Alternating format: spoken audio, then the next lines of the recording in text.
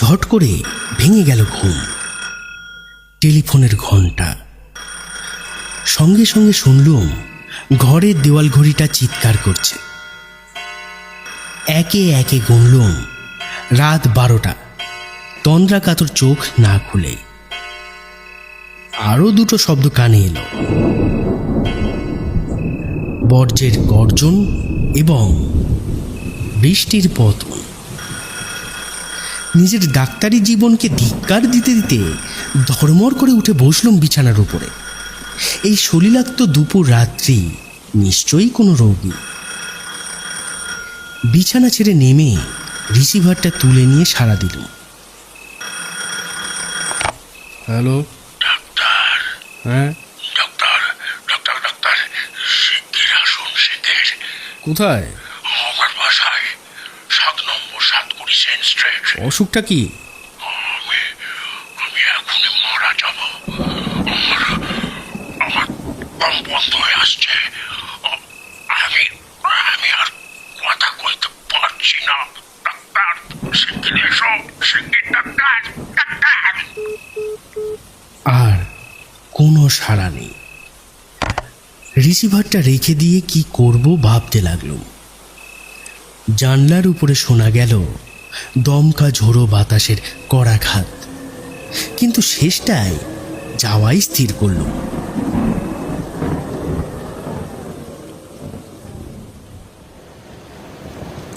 গাড়ির ভিতর থেকেই টর্চের আলো ফেলে আবিষ্কার করলুম 720 সেন্ট স্ট্রিটের 7 নম্বরকে।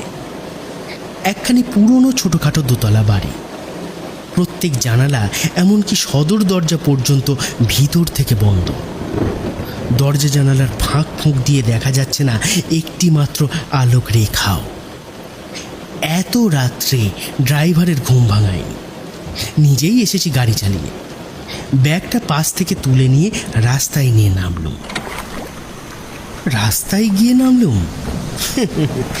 এ কি রাস্তা নাকি বেগবতীর স্রোতস্বতী? কল কল করে ছুটন্ত জল ধাক্কা মারছে হাঁটুর উপর পর্যন্ত উঠে। যেদিকে তাকায় চিহ্ন নেই জনপ্রাণীর। এ যেন মানুষের পৃথিবীই নয়। কেবল মানুষ কেন, পথচারী কুকুর, বিড়াল এবং রাত্রির পেচক বাদুড়রাও যেন আজকে এই পৃথিবী ছেড়ে পলায়ন করেছে কোথায় কেউ জানে না। কেবল দীপ্ত নেত্র গ্যাস পোস্টগুলো পায়ের তলায় নিজেদের অভাবিত প্রতিবিম্ব দেখে দাঁড়িয়ে আছে স্তম্ভিতের মতো। কি কনকনে ভিজে বাতাস! ওহ, বৃষ্টি না নৈশ প্রেতিনীদের পায়ের মলের শব্দ। শীতে কাঁপতে কাঁপতে 7 নম্বর বাড়ির কাছে গিয়ে সদর দরজার কড়া নাড়তে লাগলুম সজোরে। হঠাৎ খুলে গেল দরজাটা।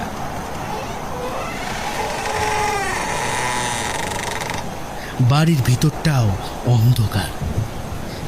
কে দরজা খুললে দেখবার জন্য টর্চ ব্যবহার করলুম, কিন্তু কারুকেই আবিষ্কার করতে পারলুম না। ভাবলুম বোধহয় কোনো অন্তঃপুরিকায় এসে দরজা খুলে দিয়েই তাড়াতাড়ি আবার ভিতরে চলে গিয়েছেন। কিন্তু কি মুশকিল! এরা ডাক্তারকে ডাক দিয়েছে, অথচ বাড়ির ভিতরে একটা লণ্ঠন পর্যন্ত জেলে রাখেনি। অন্ধকারে বাড়ির ভিতরে 2-4 পা এগিয়ে গিয়ে গলা তুলে বিরক্তভাবে বললুম, মানুষের চোখ অন্ধকারে চলে না, একটা আলো দেখাবার ব্যবস্থা করুন। অত্যন্ত গম্ভীর এবং অত্যন্ত কর্কশ কণ্ঠে কি বললে, আলো নেই, আলো দেখাবার লোকও নেই। টর্চ টেনে এগিয়ে আসুন। ডান দিকে সিঁড়ি, দোতলায় উঠে বাঁদিকের প্রথম ঘরে রোগীকে দেখতে পাবে। কে কথা কইছে? কোথা থেকে কথা কইছে? চারিদিকে টর্চের আলো ফেলতে লাগলুম। সামনে দেখা গেল কেবল একটা সরু পথ, তার উপরে ছাদ, 2 পাশে 2 দেওয়াল। কোথাও মানুষের ছায়া পর্যন্ত নেই। যে কথা কইলে সে নিশ্চয়ই আমাকে দেখতে পেয়েছে, নইলে আমার টর্চের উল্লেখ করতো না। কিন্তু আমি তাকে দেখতে পাচ্ছি না কেন? ডাক্তার, ডাক্তার, নির্বোধের মতো দাঁড়িয়ে রইলে কেন? উপরে এসো, উপরে এসো। অপার্থিব কণ্ঠস্বর আসছে যেন খুব কাছ থেকে, আবার আসছে যেন বহু দূর থেকে। বুকের কাছটা ঝমঝম করতে লাগলো। সদর দরজাকে সশব্দে নাড়া দিয়ে আচম্বিতে বাড়ির ভিতরে ঢুকে পড়ল বৃষ্টির কাদা জল মাখানো খানিকটা দমকা হাওয়া। আমি আর দাঁড়ালুম না। নিজের দুর্বলতায় নিজেই লজ্জিত হয়ে সামনের দিকে এগিয়ে চললুম। ডান দিকের সিঁড়ি বেয়ে উপরে উঠতে লাগলুম এবং উঠতে উঠতে সবিস্ময়ে লক্ষ্য করলুম সিঁড়ির প্রত্যেক ধাপে জমে রয়েছে প্রায় আধ ইঞ্চি পুরু ধুলো। সেই ধুলোর উপরে নেই একটি মাত্র পদচিহ্ন, যেন বহুকালের মধ্যে এই সিঁড়ির উপর দিয়ে কোনো মানুষই ওঠানামা করেনি। আর একটা ব্যাপার অনুভব করলুম, আমার চারদিক ঘিরে যেন কোনো মৃত বা জীবন্ত অদৃশ্য বিভীষিকার ধারণাতীত উপস্থিতি, যেন আমার প্রত্যেক পদক্ষেপ লক্ষ্য করছে তার জাগ্রত চক্ষুহীন দৃষ্টি। থেকে থেকে আমার গা এমন শিউরে শিউরে উঠতে লাগলো যে আবার থমকে দাঁড়িয়ে পরে ভাবতে লাগলুম অতঃপর এই অস্বাভাবিক বাড়ি ত্যাগ করে আবার বাইরে বেরিয়ে যাওয়া উচিত কিনা। আবার কে যেন ব্যঙ্গের স্বরেই বললে,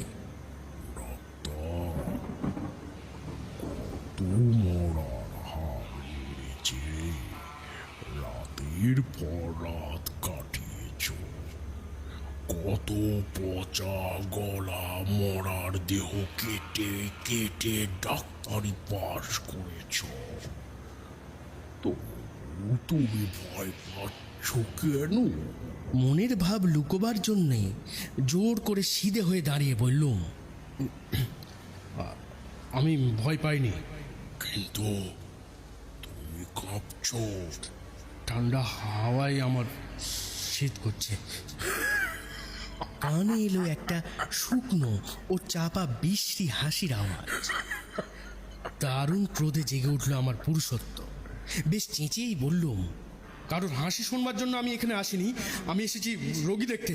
বাঁ পাশের ঘরের ভিতর থেকে শোনা গেল, উত্তম, ভিতরে এসো, দরজা খোলে। দরজায় ধাক্কা মারল, খুলল না। দেখতে পাচ্ছ না দরজায় বাইরে থেকে শিকল তোলা আছে? ও তাই বটে। শিকল নামিয়ে ঠেলা মেরে দরজা খুলতেই ভিতর থেকে বেগে বেরিয়ে এলো যেন হিমালয়ের তুষার মাখানো বাতাসের একটা ঝটকা। ঠক ঠক করে কাঁপতে কাঁপতে আবার পিছিয়ে এলো। সেই ভয়াবহ কণ্ঠ ততোধিক ভয়াবহ যন্ত্রণা বিকৃত স্বরে বলল, এসো, এসো, আর দেরি করো না, আমার দম বন্ধ হয়ে আসছে। আমি আমি আর কথা কইতে পারছি না। Doctor, doctor. নিজেকে সামলে নিয়ে ঘরের ভিতরে গিয়ে দাঁড়ালো। ঘুটঘুট করছে অন্ধকার। নাকে লাগলো গলিত সবের দুর্গন্ধ। সেটা আমলে না এনে টর্চ জ্বালাবার উপক্রম করতেই কে বললে, না, আলো ছিল না ডাক্তার, আলো ছিল না। কেন? আটকে উঠবে, আতঙ্কে আটকে উঠবে, মুক্ত হয়ে পড়ে যাবে। এখানে কোনো পাগল কি লুকিয়ে লুকিয়ে আমার সঙ্গে কথা কইছে, না কেউ আমার সঙ্গে প্র্যাকটিক্যাল জোক করতে চায়? অধীর কণ্ঠে বললুম, কি আশ্চর্য, আলো না জ্বাললে আমি রোগীকে পরীক্ষা করব কেমন করে?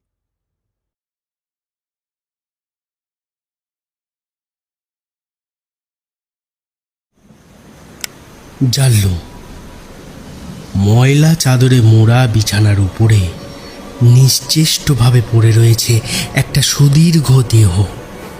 দেখলে বোঝা যায় সেটা অনেক দিনের পুরাতন মৃতদেহ, অথচ পচে বা গলে যায়নি। কিন্তু কিন্তু কি ভীষণ তার মুখমণ্ডল! ভুরু দুটো উঠে গিয়েছে কপালের অনেকটা উপরে, এবং দুই কোটরের মধ্যে চক্ষু দুটো যে কত নিচে তলিয়ে গিয়েছে দেখতেই পাওয়া যায় না। এমনভাবে সে মুখবেদন করে আছে যে দেখলেই বুকটা ছ্যাদ করে ওঠে। এবং সবচেয়ে ভয়ানক যে দৃশ্য, সেটা হচ্ছে তার মুখগহ্বরের ভিতর থেকে কিলবিল করতে করতে বেরিয়ে আসছে সার বেঁধে পোকার পর পোকা। স্তম্ভিত নেত্রে আড়ষ্ট হয়ে দাঁড়িয়ে রইলুম। হে ভগবান, এই কি আমার রোগী? ডক্টর, এই যন্ত্রণা সইতে পারছি না যে। শিগগির এসো, দেখতে পাচ্ছ না আমাকে আক্রমণ করেছে দলে দলে নরকের কীট। এই পোকাগুলোকে তাড়িয়ে দাও, এই পোকাগুলোকে তাড়িয়ে দাও। বেশ বুঝতে পারলুম সেই রোমাঞ্চকর অমানসিক কণ্ঠস্বরটা বেরিয়ে আসছে ওই হাঁ করা মুখ বিবরের ভিতর থেকেই। এবং তারও চেয়ে অদ্ভুত ব্যাপার এই যে মুখের ভিতর থেকেই কণ্ঠস্বর নির্গত হচ্ছে বটে, কিন্তু একটুও নড়ছে না মূর্তিটার ওষ্ঠাধর। স্তম্ভিত ভাবের ভিতর দিয়ে কেটে যেতে লাগলো মুহূর্তের পর মুহূর্ত। তারপর চোখের সামনে স্পষ্ট দেখলুম মৃতদেহটা টলমল করতে করতে উঠে বসছে আস্তে আস্তে। কিন্তু তার উঠে বসবার ভঙ্গি দেখলে মনে হয় সে যেন নিজে উঠে বসছে না, কেউ যেন তাকে ধরে ধরে তুলে বসিয়ে দেবার চেষ্টা করছে। তার মাথাটা পড়েছে কাঁধের ওপর লুটিয়ে, আর তার হাত দুটো করছে ঝলঝল। কিন্তু কিন্তু যে তাকে তুলে বসাতে চায় সে কোথায়? সে যে একেবারেই অদৃশ্য।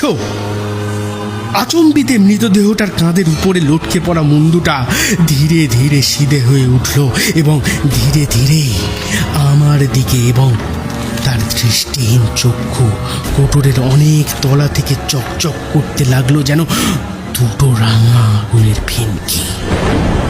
হঠাৎ যেন একটা বিদ্যুৎ প্রবাহে কেটে গেল আমার সমস্ত আচ্ছন্ন ভাব। এক লাফে ঘরের ভিতর থেকে বেরিয়ে ক্রমে উঠি কি পড়ি এমনিভাবে সশব্দে নেমে এলুম নিচের দিকে, এবং সঙ্গে সঙ্গে পিছনে পিছনে ছুটে এলো সেই অলৌকিক কণ্ঠস্বর।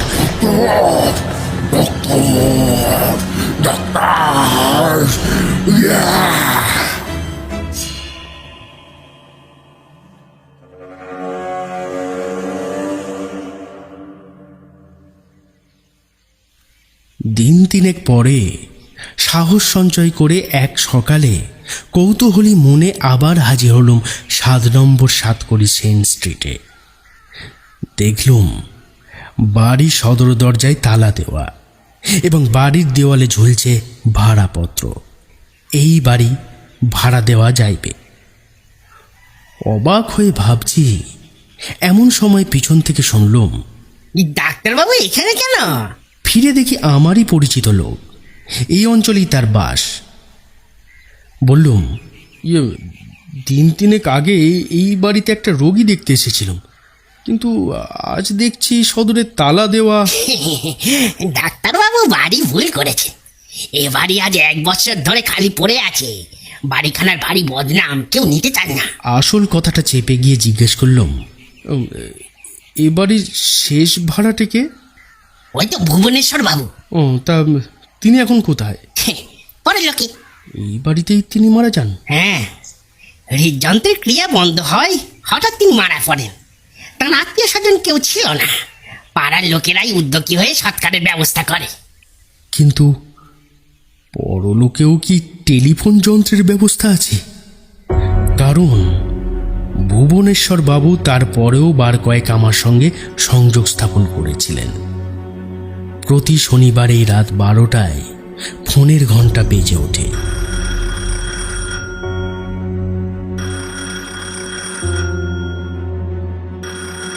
আর সেই ভয়ানক কণ্ঠস্বর শুনি,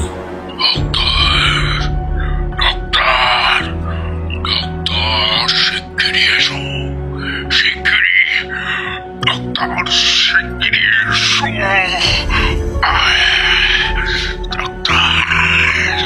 ভুবনেশ্বর বাবু আজও আমাকে ডাকাডাকি করেন কিনা জানি না, কারণ এখন শনিবার রাত্রে টেলিফোনের ডাকে আমি আর সাড়া দিই না।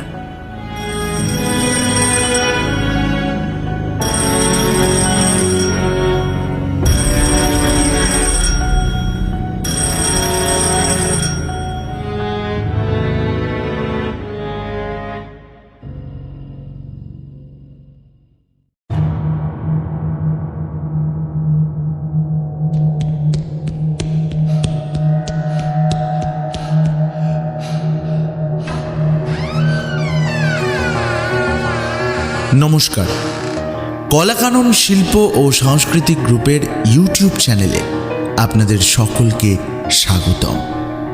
আমরা টিম কলাকানন, আর আমাদের অন্যান্য বিভাগের মধ্যে অন্যতম এই বিভাগ কাহিনী বাহিনী। রহস্য, রোমাঞ্চ, প্রেম, কৌতুক এবং ভয়ের সাথে জুড়ে থাকুন আমাদের এই কাহিনী বাহিনী সিরিজের সাথে।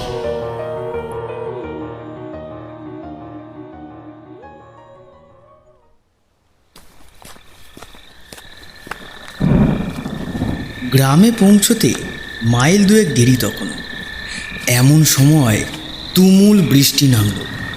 প্রথমে ভেবেছিলাম ভিজতে ভিজতেই যাব, কারণ বৃষ্টিতে ভিজতে আমার ভালোই লাগে। কিন্তু এই অপরিচিত জনমানবহীন পথে জলে আর কাদায় মাখামাখি অবস্থায় পথ হারিয়ে মাঠে মাঠে ঘুরতে হলে বৃষ্টিতে ভেজার আনন্দ যে সম্পূর্ণ উবে যাবে তা মনে আসতেই মতটা বদলে গেল। মাথা গোজার মতো একটা আশ্রয়ের জন্য উৎসুক হয়ে উঠল। এদিকে প্রায় নীলকুঠির অনেক বড় বড় বাড়ির জীর্ণ কঙ্কালগুলি দেখা যায়। সন্ধ্যার মৃদু আলোয় বৃষ্টির মধ্যে দিয়ে দূরের ঝাপসা বাড়িটা দেখে সেরকমই কোনো একটা বাড়ি বলে মনে হলো। সত্যিই তাই, অতীত দিনের সমস্ত ঐশ্বর্য বাড়িটার গা থেকে খসে পড়ছে। বড় জমিদার বংশের সুশ্রী ছেলেকে ময়লা কাপড় আর ছেঁড়া জামা পরালে যেরকম করুণ দেখায়, ওই বাড়ির বাইরেটাও সেরকম। কিন্তু আমার অবস্থা তখন বাড়িটার চেয়েও করুণ। আকাশের কাছ থেকেও যে শীঘ্রই সে করুণা মিলবে এরকম কোনো ভরসাও পেলুম না। উপস্থিত এই বাড়িটাতে আশ্রয় নেওয়া ছাড়া আর কোনো উপায় দেখলুম না। সন্ধ্যা হয়ে আসছে। লোকালয়ের বাইরে মাঠের ভেতর অন্ধকারময় ওই রকম বৃষ্টির দিনে নিঃসঙ্গতা ও নির্জনতা যে কীরকম অদ্ভুত, এর আগে তার কোনো স্পষ্ট ধারণাই আমার ছিল না। সমস্ত মন অকারণেই ছমছম করে। আর চাই জীবনে যত ভয়ঙ্কর ভয়ঙ্কর ভূতের গল্প শুনেছি, যতই ভাবি না কেন সেগুলো মনে করব না, ততই একটার পর একটা করে মনে পড়ে যায়। ক্রমশ অন্ধকার গাঢ় হয়ে আসতে লাগলো। বারান্দার একধারে অসহায়ভাবে দাঁড়িয়ে রইল। বাতাসে চামচিকের একটা স্যাঁতস্যাঁতে গন্ধ। পিছনেই বড় বড় অন্ধকার ঘরগুলো পড়ে রয়েছে। সেগুলো খোলা কি বন্ধ, পুরনো কাঠের দরজা ঠেলে দেখবার উৎসাহ সত্যি বলতে কি একেবারেই আমার ছিল না। কিন্তু হঠাৎ একটা খসখসে শব্দে চমকে পিছনে চাইল। পুরনো কাঠের বিবর্ণ দরজাটা ধীরে ধীরে খুলে গেছে, আর ভুসো মাখা একটা লণ্ঠন উপরে তুলে একটি বুড়ো নিঃশব্দে আমাকে দেখছে। প্রথমে চমকে উঠলেও ওই ভুসো মাখা আলো আর কঙ্কালসার বুড়োর দেখা পেয়েই মনে মনে খুশি হয়ে উঠল। কোনো একটা কথা বলার জন্য তাড়াতাড়ি বললুম, যা বৃষ্টি। দরজাটা সম্পূর্ণ খুলে নির্বাকভাবে সেই বুড়ো আমার কাছে আরও খানিকটা এগিয়ে এসে লণ্ঠনটা তুলে বোধ করি ভালো করে আমায় পরীক্ষা করল। তারপর নিতান্ত আচমকা হাসতে লাগলো। আশ্রয়? তারপর তেমনই আচমকা গম্ভীর হয়ে মুখটা ভারী করে বললে, তা ভেতরে এসো, কিন্তু জায়গাটা হয়তো তোমার সহ্য হবে না। বুড়ো দরজার দিকে এগিয়ে গেল। তার দেহের প্রতিটি নড়াচড়া যেন ঠিক কলের মানুষের মতো। অনেকক্ষণ পরে আলো ও মানুষের দেখা পেয়ে সত্যি আমি বেশ খানিকটা উৎসাহ পাচ্ছিল, তাই সেসব দিকে নজর না দিয়ে বুড়োর পিছন পিছন চলল। বিরাট বড় বড় সব ঘর, অনেক ভাঙা জিনিসের আবর্জনায় ভরা। সেই ভুষো মাখা লণ্ঠনের মৃদু লাল আলোয় পলেস্তারা খসা দেয়ালের গায়ে যেন অদ্ভুত ধরনের ছায়ারা সব ঘোরাঘুরি করছে। আবছা আলোয় গোটা তিনেক বেশ বড় বড় ঘর পেরিয়ে অবশেষে বাড়ির পেছনের অংশে এসে হাজির হলো। বুড়ো সামনের ঘরের দরজাটা খুলে যন্ত্রের মানুষের মতো সেই রকম আড়ষ্টভাবে আগে ভেতরে গেল। বহু পুরনো বিবর্ণ একটা টেবিলের ওপর বুড়ো লণ্ঠনটা রাখল। ঘরে একটি মাত্র নড়বড়ে তক্তা, ময়লা বিছানা, তার ওপর আর আসবাবপত্রের মধ্যে এই টেবিলটা ছাড়া হাতল ভাঙা মাত্র আর একটি চেয়ার। সেই চেয়ারটায় আমাকে বসতে বলে বুড়ো কীরকম অস্থিরভাবে খানিকটা পায়চারি করতে লাগলো। হঠাৎ সামনের শার্সিটা খুলে অন্ধকার বৃষ্টি ভেজা আকাশের দিকে চেয়ে রইল। কোনো রকমে আলাপ জমাবার জন্য বললুম, আপনি তো এতক্ষণ এই ঘরেই ছিলেন। একা থাকতে আমার স্বর শুনে সে কেমন যেন চমকে উঠল। কথার মাঝখানেই আমাকে থামতে হলো। ধীরে ধীরে সে আমার দিকে ফিরে দাঁড়ালো, কিন্তু আমার যেন কীরকম মনে হলো ঘাড় ফেরাতে পারে না বলেই সমস্ত শরীরটা যেন কলের মতো তার ঘোরাতে হচ্ছে। বলছো কি? না, আমি তো এতক্ষণ বাগানেই পাইচারি করছিল। তোমাকে আসতে দেখেই না গিয়ে আলো জেলে আনলো। এই বৃষ্টিতে আপনি বাগানে ছিলেন? বৃষ্টি? বলো কি? কখন থেকে নামলো? সে তো অনেকক্ষণ। ঘরে এসে জামা কাপড় বদলাননি? না না না না, কাপড় জামা যদি ভিজেই থাকে আপনি শুকিয়ে যাবে। বুড়ো তক্তাটার এক কোণে কীরকম যেন আলগোছে বসল, খানিক চুপচাপ। আমি কিন্তু মনে করছিলাম আজ তারা নিশ্চয়ই আসবে। চুপ চুপ, কিছু শুনতে পেলে কি? হ্যাঁ, কি? কতগুলো লোকের অস্পষ্ট পায়ের শব্দ। সেই সেই তারা যারা যারা আমার ছেলেটাকে নিয়ে গেল। কান পেতে কিছু শুনবার চেষ্টা করতে লাগলো। তুমুল বৃষ্টির শব্দ, কিন্তু কেমন যেন মনে হলো বাইরে কারা সাবধানে পা ফেলে এগিয়ে আসছে। কে তারা? এবারে সত্যি সমস্ত শরীরে বিদ্যুতের মতো এঁকে বেঁকে একটা ঠান্ডা শিরশিরে স্রোত বয়ে গেল। আচ্ছা, এ ঘরেও কি বৃষ্টি পড়ছে? তার মুখের দিকে চাইতে চেষ্টা করল। আবছা আলোয় কিছুই বোঝা গেল না। সত্যি সে ঠাট্টা করছে না তো? কিন্তু উত্তর দিতেই হলো। ছাদের দিকে চেয়ে বললুম, কই না। কেন, আপনি কি বুঝতে পারছেন না? বুড়ো আবার সেই রকম আচমকা জোরে হেসে উঠল। বয়স হলেই যে সব জিনিস ঠিক ঠিক বোঝা যায়, ওই রকম কুসংস্কার মনে রেখো না। এখন যা স্পষ্ট দেখছো শুনছো, আমার মতো হলে অতটা স্পষ্ট আর দেখবে না, শুনবে না। আবার খানিকটা চুপচাপ। আহা, তোমাকে তো কিছু খেতে দিতে পারলাম না। রান্নাঘরে কিন্তু সব জিনিসই আছে। কষ্ট করে যদি জল ফুটিয়ে নিতে পারো তাহলেই এক কাপ চা অন্তত খেতে পাবে। আমি যখন একটু থেমে সে চুপি চুপি বলতে লাগলো, আমি যখন তোমার মতো ছিলাম,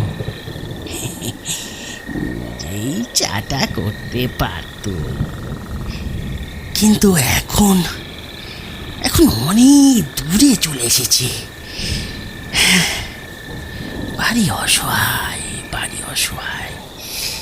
তাই চুপ চুপ চুপ চুপ, এই কিছু কিছু শুনতে পেলে কি? একটা নতুন সন্দেহ হঠাৎ মাথা চাড়া দিয়ে উঠল। তবে কি চেয়ারেতে সমস্ত দেহটা আমার আটকে গিয়েছে, যেন নড়বার শক্তি নেই। রাত কটা বাজে? ঘড়ি আছে তোমার? আমাকে সে জিজ্ঞেস করল। গলা দিয়ে স্বর বেরোচ্ছে না, তবু কোনো রকমে জোর করে বললুম, 9টা। তাহলে এই সবে সন্ধে হলো বলো? কখন সূর্য ডুবেছে? হ্যাঁ, একটা কথা তোমায় জিজ্ঞেস করব।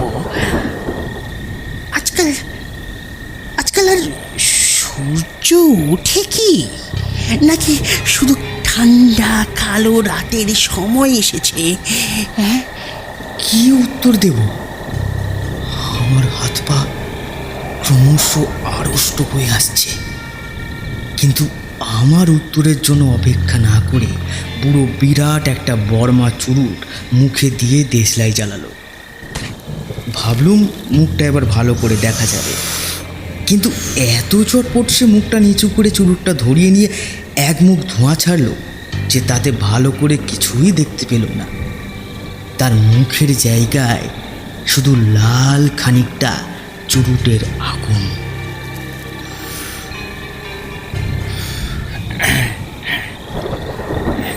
ততক্ষণে তোমাকে একটা গল্প বলি।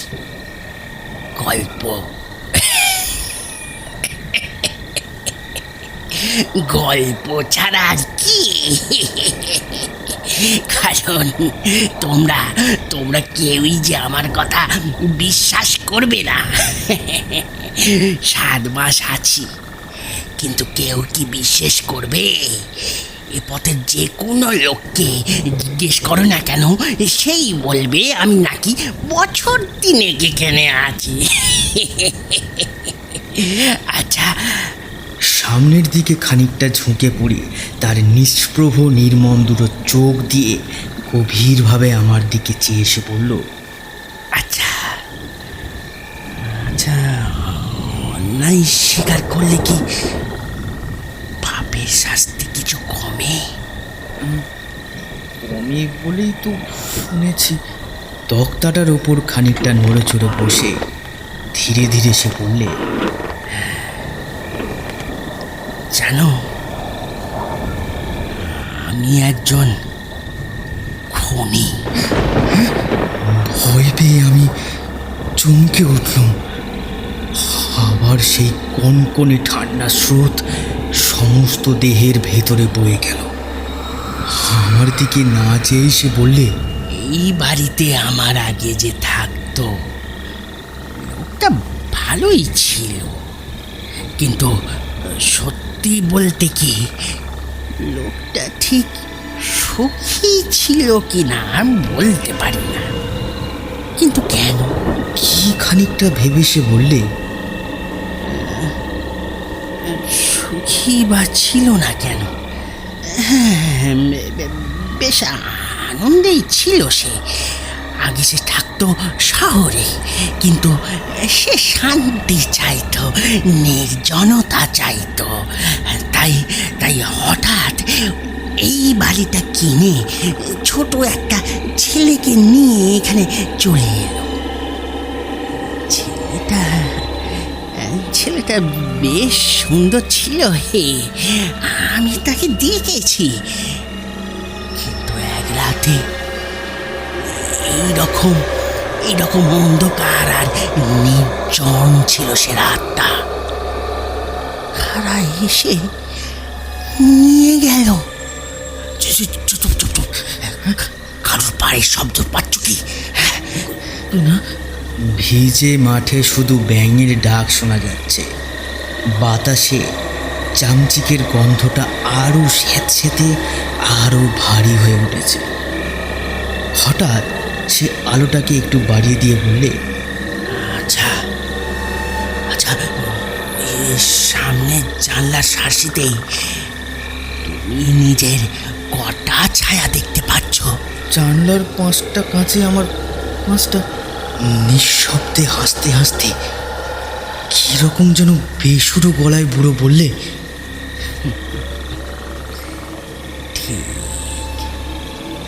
সে ভদ্রলোক তার 5টা ছায়াই দেখতে পেত।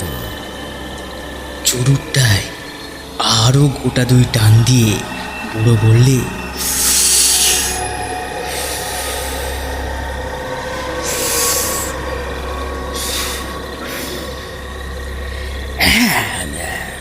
যে কথা বলছিলাম, জানো, সব বাড়ি ভালো হয় না। যখনই নতুন কোনো বাড়িতে উঠে যাবে আগে নিশ্চিত জেনে নিও সেটা ভালো বাড়ি কি না, কারণ কতগুলো বাড়ি আছে। ঠিক ঠিক, মেঝে হয়তো খারাপ থাকে, দেয়ালে মারাত্মক অসুখের জীবাণু থাকতে পারে, ড্রেনের। না না, সে কথা নয়, সে কথা নয়। কতগুলো বাড়ি আছে যা সবাইকার সহ্য হয় না। বাড়িতে যে অপদেবতা থাকে আমি তার কথা বলছি। তুমি তুমি কি একটা ভয়ঙ্কর অমঙ্গলের আভাস পাচ্ছ না এখানে? ভয় পেলেই যে ভয় চেপে ধরে তা আমি জানি, তাই বললুম, কই তেমন আর কি।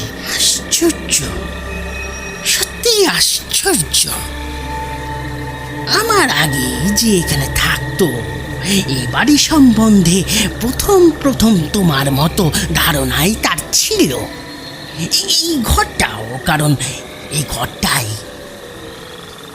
এ বাড়ির সবচেয়ে অমঙ্গলের ঘর। প্রথমে তার কাছে অদ্ভুত বা ভয়ের বলে মনে হয়নি। হ্যাঁ, যে কথা বলছিলাম, ওই তুমি যেখানটায় বসে আছো সেই ভদ্রলোক এখানটায় বসে অনেক রাত পর্যন্ত পড়াশোনা করত।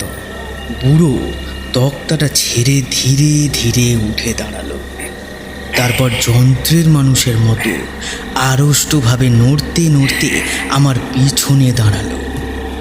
চমকে উঠে মাথাটা ঘুরিয়ে তার দিকে চাইল। বুড়ো যেই হোক, আমার পিছনে সে যে দাঁড়ায় কিছুতেই এটা পছন্দ করতে পারলুম না। আমার গায়ে হাত দিতে এসে কি জানি কেন চমকে খানিকটা সে সরে গেল। একটু সময় নিয়ে বলল, না না, বাহির কিছুই নেই, সামনে চেয়ে দেখো। কি দেখতে পাচ্ছ? আলোটা কিছু উজ্জ্বল হওয়ায় আমার 5টা ছায়াই ভালো দেখা যাচ্ছে। বললুম, এই 5টা ছায়া। কিন্তু ক্রমশ আমার পক্ষে এসব সহ্য করা কঠিন হয়ে উঠেছে। চেয়ার ছেড়ে দৌড়ে বাইরে চলে যাবার একটা প্রবল ইচ্ছে অনুভব করলাম। এই স্যাঁতস্যাঁতে চামচিকের গন্ধ, ভুসো মাখা লণ্ঠনের আবছা আলো আর যন্ত্রের মানুষের মতো অদ্ভুত এই বুড়োর চেয়ে অন্ধকার মাঠে একা ভেজা ঢের ভালো। কিন্তু বৃষ্টিটা আরও জোরে নেমেছে, আর সেই মুহূর্তেই কাছেই কোথায় একটা বাজ পড়ল। থর থর করে কেঁপে উঠল সমস্ত বাড়িটা। আমার পিছনে দাঁড়িয়ে বুড়ো কিন্তু বলেই চলল, ঠিক তাই, সেই ভদ্রলোকও এইরকম 5টা ছায়াই দেখত। বইয়ের পাতা উল্টাবার সময় সে দেখত জানলার ওপাশে সে 5টা ছায়াও একসঙ্গে পাতা উল্টাচ্ছে। হুঁকো খাবার সময় দেখত 5টা ছায়া মূর্তিও একসঙ্গে হুঁকো টানছে। একটা কথা কিন্তু মনে রেখো, তার নাম ছিল হরেন মুন্সি। মনে থাকবে তো? কেউ যদি তোমায় জিজ্ঞেস করে এই বাড়িতে কে থাকে, বলো বলো হরেন মুন্সি, কারণ কেউই জানে না যে যে যে চুপ চুপ চুপ, কারণ পায়ের শব্দ শুনতে পেলে কি? ধীরে ধীরে আরও খানিক পায়চারি করে চুরুটে গোটা কয়েক সুদীর্ঘ টান দিয়ে বুড়ো বললে,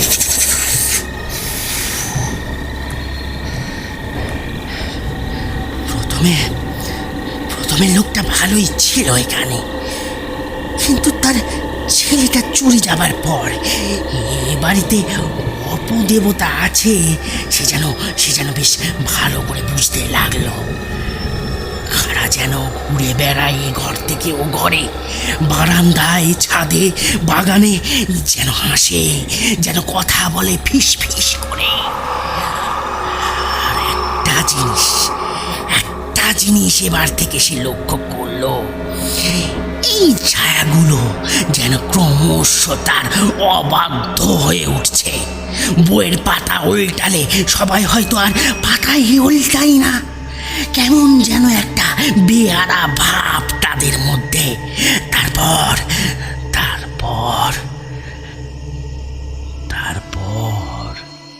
সেই ভয়ঙ্কর রাতে হরেন মুন্সি মুখোটায় কয়েক টান দিয়েই ছায়াগুলোর দিকে চেয়ে চমকে উঠল। সবচেয়ে ডান দিকের ছায়া মুখটি হুঁকোর বদলে একটা চুরুট ধরিয়ে টানছে। পর 5 রাত এই ধরনের ঘটনা ঘটল। চড়াদের বার আশ্চর্য হয়ে সে দেখল সবচেয়ে ডান দিকের ছায়া মূর্তিটা একেবারে অদৃশ্য হয়েছে। লোকটা আশ্চর্য হয়ে দেখে অন্য 4টি ছায়াও চেয়ে রইল তার মুখে, মানে ঠিক মুখে নয়, তার পেছন দিকে। তার পেছনে তখন বিপদ ঘনিয়ে আসছিল। হঠাৎ কে যেন তার গলা টিপে ধরল, নিঃশ্বাস বন্ধ হয়ে এলো। তারা তবু ছাড়লো না। শেষ নিঃশ্বাস ফেলার আগে লোকটার বেশ মনে আছে অন্য 4টে অবাধ্য ছায়া যেন হাসছিল।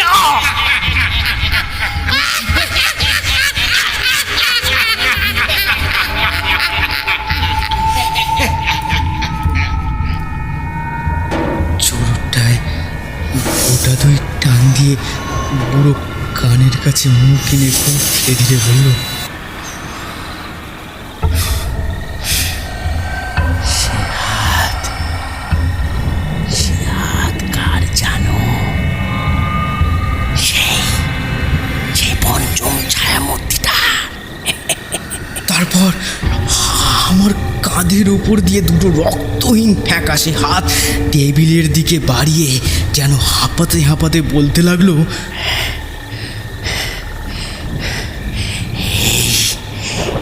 এই সেই হাত দুটো, যে হাত দুটো হত্যা করেছে।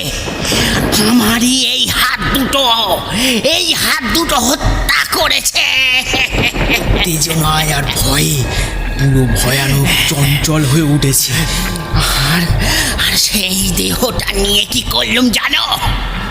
আমার পেছন থেকে ধীরে ধীরে সামনের জানলাটার কাছে এগিয়ে এসে নিজের বুকে হাত দিয়ে বলল, সেই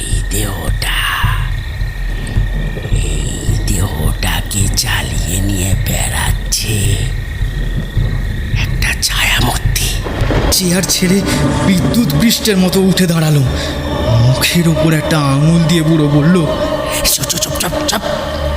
বাইরে কার পায়ের শব্দ? তারা এলো বুঝি। কিন্তু অনেকটা পাগলের মতোই তার কোনো কথায় কান্না দিয়ে ছুটতে সেই বাড়িটা থেকে বেরিয়ে পড়ল। ওই আসছে।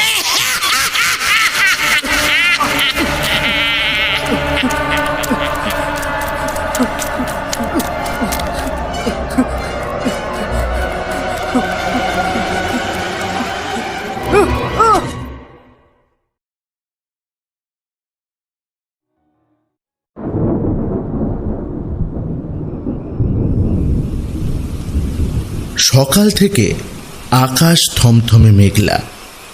বিকেল হতেই ঝিরিঝিরে বৃষ্টি শুরু হয়ে গেল। দেখে মজিলপুরের বিখ্যাত 4 বুড়োর আড্ডার 3 বুড়ো হরিহর, গদাধর আর মুকুন্দ ছটফটিয়ে উঠল। কেড়েছে, বুনোটা আসতে পারলে হয়। মুকুন্দ এর মধ্যেই তাসের প্যাকেটটা বার করে অকারণ ভাঁজছিল। হঠাৎ জোর গলায় বলে উঠল, না না, আসবে ঠিক, আড্ডায় আসেনি এমন কোনদিন হয়েছে? হরিহর বললে, হয়নি সেটা আজন্মকাল গায়ে গায়ে থাকার জন্যে। 4 জনেরই তো 2 মিনিটের রাস্তা। বুনোটার যে বুড়ো বয়সে মতিভ্রম ঘটল, এই শেষ বয়সে কিনা শ্বশুর বাড়ির সম্পত্তি পেয়ে 7 পুরুষের বাড়িঘর ছেড়ে ঠেলে গিয়ে সেইখানে সামলাতে গেল। এখান থেকে কমাইল রে কথা। এখন তো আর মাইল বলে না রে, কিলোমিটার ফিটার কি যেন বলে। থাম তো, এখন কি বলে তা বলে তা নিয়ে তোর দরকার কি? আর তোর যা জানা তাই বল না। তা সেটা আর কত, 8 মাইলটা বুনোর কাছে তো নস্যি। তবে কাল যেন বলছিল কদিন থেকে ওর হাঁটুটা বড় জ্বালাচ্ছে, ব্যথা যন্ত্রণা। তাই তখন একটু সময় থাকতে বেরিয়ে পড়লেই তো হতো। সকাল থেকেই তো আকাশের অবস্থা দেখছিস, কি এত রাজকার্য তোর। এমনভাবে বলে যেন সামনেই রয়েছে বুদ্ধ বনমালী। গদাধর বলল, তা বুনোর তো নিজের বাড়ি ছেড়ে শ্বশুর বাড়িতে গিয়ে বাস করতে যাওয়ার মন ছিল না। বউ ছেলে মেয়েকে বলেছিল, তোমরা গিয়ে থাকো গে, আমি এখানেই বেশ থাকবো। দূর তো বেশি না, দুপুরের দিকে গিয়ে না হয় ভাতটা খেয়ে আসবো। রাতে খাদ্য তো ওই খই আর দুধ, সেখানে একটা ব্যবস্থা হয়ে যাবে। দক্ষর মা রয়েছে, চারিদিকেই এত বন্ধু বান্ধব, পাড়া পড়শি। বউ ছেলেরা কি রাজি হলো? বলল, পাগলের মতো কথা বলো না। ওই সম্পত্তিটা পাওয়াই কাল হলো। এদিকে ছেলে মেয়েরাও তো আহ্লাদে ঊর্ধ্ববাহু হয়ে নেচেছিল, তাদের তো হাল ফিরে গেল। বুনোর শাশুড়ি বুড়ির তো আর কম ঐশ্বর্য ছিল না। জমি জমা, বাগান, মাছের পুকুর, গোয়ালে গোয়াল ভরা গরু, উঠোনে গোলা ভরা ধান, তাই আবার সে বাড়ির কাছাকাছি সিনেমা হল। মুকুন্দ তাসটা জোরে জোরে ভাঁজ করতে করতে বেজার মুখে বলে, বুনোর আর ওর কোনটা কাজে লাগবে? মানুষ রাতে তো খাই 1 ছটাক দুধে একটু খই ভেজিয়ে, আর দিনে একটু শিঙি মাছের ঝোল আর গলা গলা ভাত।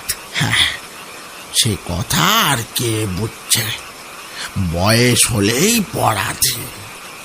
একদা ওই বুনো যখন রেল অফিসে কাজ করত, ছুটি ছাটায় বাড়ি এলে গোষ্ঠী শুদ্ধ সবাই থরহরি কম্প। এখন সকলেরই একরকম অবস্থা। তুই আর বলিস নে, তোর না আছে বউ ছেলে আর না আছে সংসার। পিসিমার যাওয়া পর্যন্ত তো মুক্ত পুরুষ। তা পিসি কি কম দিন গেছে? পিসির মেয়েটাই তো একেবারে গিন্নি হয়ে উঠল। কথাটা ঠিক। মুকুন্দ ঝাড়া হাত পা, কোনো এক সময় সেও চাকরি বাকরি করত। তবে মজিলপুর থেকে কলকাতা ডেইলি প্যাসেঞ্জারই এমন কিছু ব্যাপার ছিল না। তা যাগ্গে সেসব গত কথা। মুকুন্দ বরাবরই রীতিমতো স্বাধীন। পিসি থাকতেও। পিসি ছিল ভালো মানুষের রাজা। তো পিসির মেয়েটার সঙ্গে মুকুন্দ পাড়াতেই তার এক জ্ঞাতি ভাইয়ের ভাইপোর সঙ্গে বিয়ে দিয়েছে। সেইখানে দুপুরে খাওয়া দাওয়া করে আসে, আর সারা দিনে চা, জলখাবার, আড্ডায় মুড়ি, তেলে ভাজা, রাত্রিরে 2খানা রুটি আর এক থাবা করে তরকারি পিসির মেয়ে বা ভাই বউ নিজে এসে এসে সাপ্লাই দিয়ে যায়। হরিহর আর গদাধরের অবশ্য মস্ত একখানা করে সংসার আছে, ছেলে বউ নাতি নাতনি গিন্নি, তাতে তার নিয়মিত সময় আড্ডায় হাজিরা দেওয়ায় কোনো বিঘ্ন ঘটে না। বড় সুখেই কাটায় এই চার বুড়ো জন্মের বন্ধু।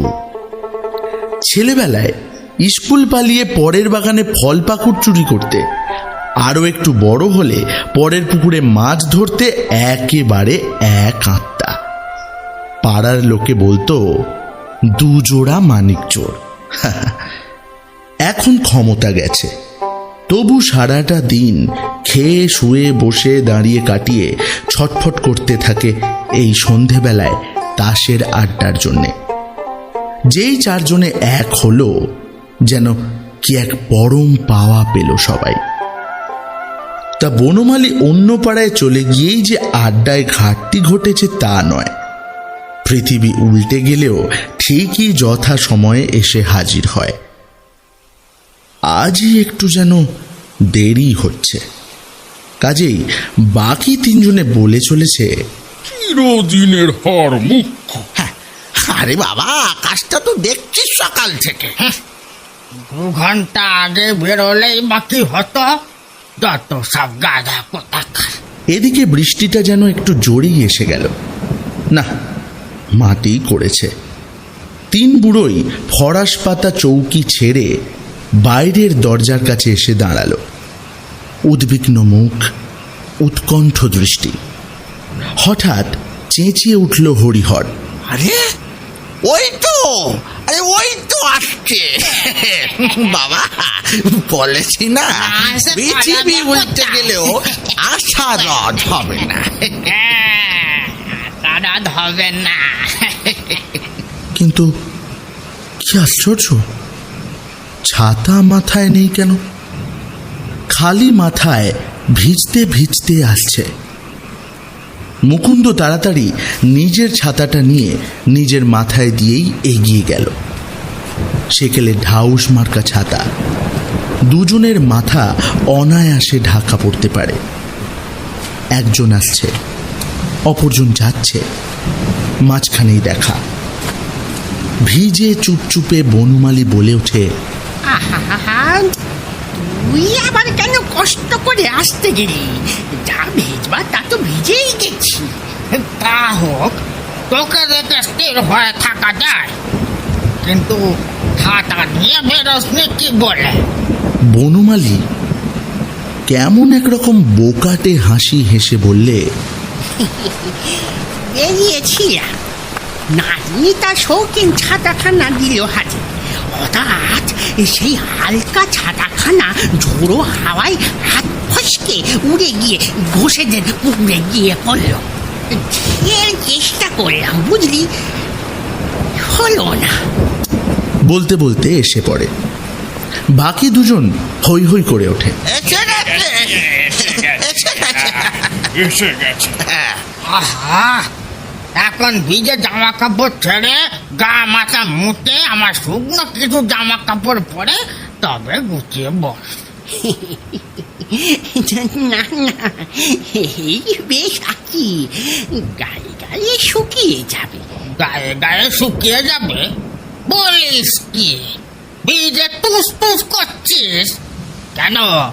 আপত্তি রাখিস? বনমালী তেমনি বোকাটে হাসি হেসে বলে, কে আবার তোর জামা কাপড় ফেরত দিতে আসবে বল? কেন তুই আসবি? কাল কি আর বৃষ্টি পড়বে? তোরটা কাটিয়ে শুকিয়ে রাখবো, আমারটা দিয়ে যাবি, তোরটা নিয়ে যাবি। প্রবলেমটা কোথায়? তাই বলছিস? আসলে কি জানিস, মানে আচ্ছা দিচ্ছিস যে নাতনির ছাতাটা গেল।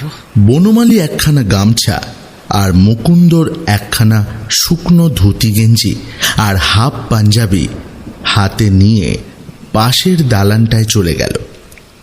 গদাধর আর হরিহর স্বস্তির নিঃশ্বাস ফেলে বলে, যাক বাবা, শেষ পর্যন্ত এলো তাহলে। এই যে দেখ কাণ্ড দেখ, এখন বৃষ্টিটা ছেড়ে গেছে। হ্যাঁ, যাক, এখন যেখানেই যাই হোক, অন্তত ঘন্টা তিনেকের মতো তো নিশ্চিন্তি।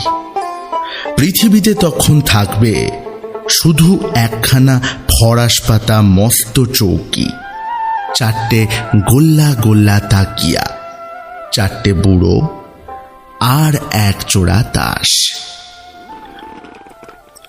বনমালী মুকুন্দর জামা কাপড়ে সজ্জিত হয়ে চলে এসে গুছিয়ে বসতেই গদাধর বলে ওঠে, যাক বাবা, শেষ পর্যন্ত এলি তাহলে।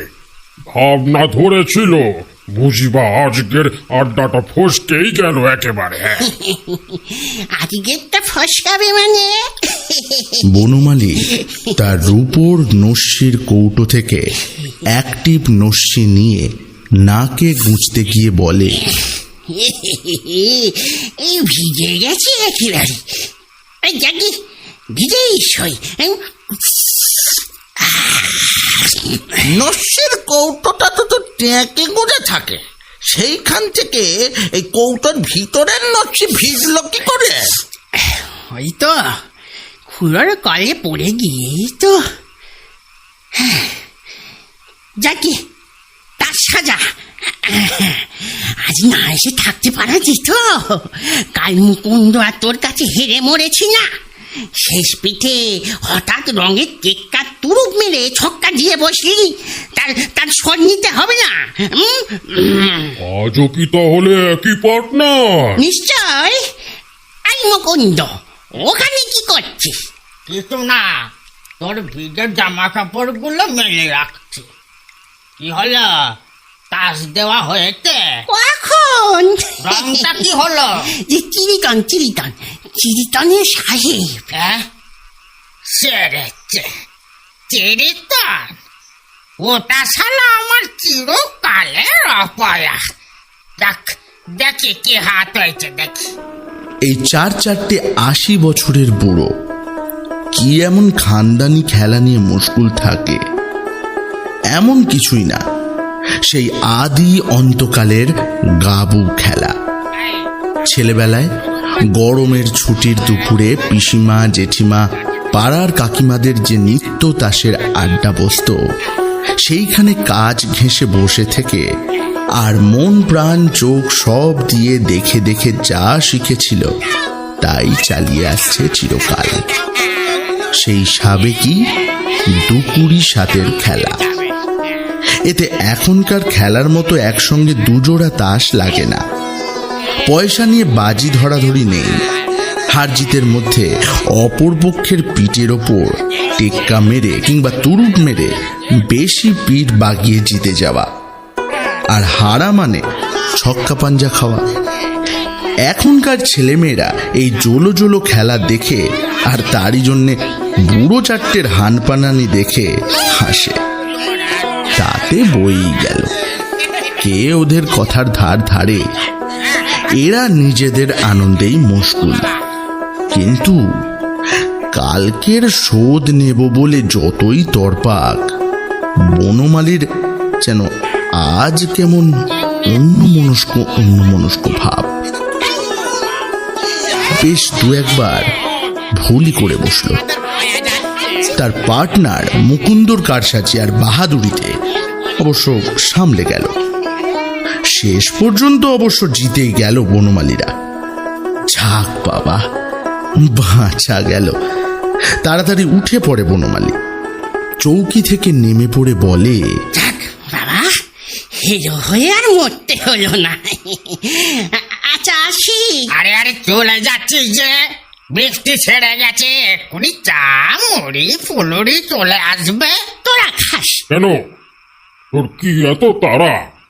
গিন্নি গঞ্জনা দেবে? হ্যাঁ, শুনে বনমালী জোর পায়ে হাঁটা দিতে দিতে হঠাৎ মুখ ফিরিয়ে বাঁধানো দাঁতে ঝিলিক মেরে হেসে ডান হাতের বুড়ো আঙুলটা নেড়ে বলে যায়, সেগুড়ে বাড়ি। আরে আরে এই বোনো, আরে তোর নস্যির কৌটোটা যে পড়ে রইল। তা সে কথা আর বনমালীর কান পর্যন্ত পৌঁছল না বোধহয়। ফিরে তাকালো না, হঠাৎ যেন অন্ধকারে মিশে গেল। এরা তিনজন, হরিহর, গদাধর আর মুকুন্দ, কিছুক্ষণ সেই দিকে তাকিয়ে থেকে বলা বলি করে, ওটা আজ যেন কেমন বেভাব দেখলি না? তাই তো মনে হলো। বাড়িতে বকাবকি হয়েছে বোধ হয়। হ্যাঁ, বাড়ির বকাবকিতে বাড়ি কেয়ার করে একেবারে। শরীরটাই বোধ হয় জুৎসই নেই, বুঝলি? হতে পারে। তাহলে আমরাও এবার চলেই যাই। কেন কেন তোদের এত কিসের তাড়া পড়লো? এই তো সবে 8:20। তোদের তো আর মাঠ ভেঙে 1 মাইল পথ হাঁটতে হবে না। মুড়িটা এসে পড়বে হয়তো এখন।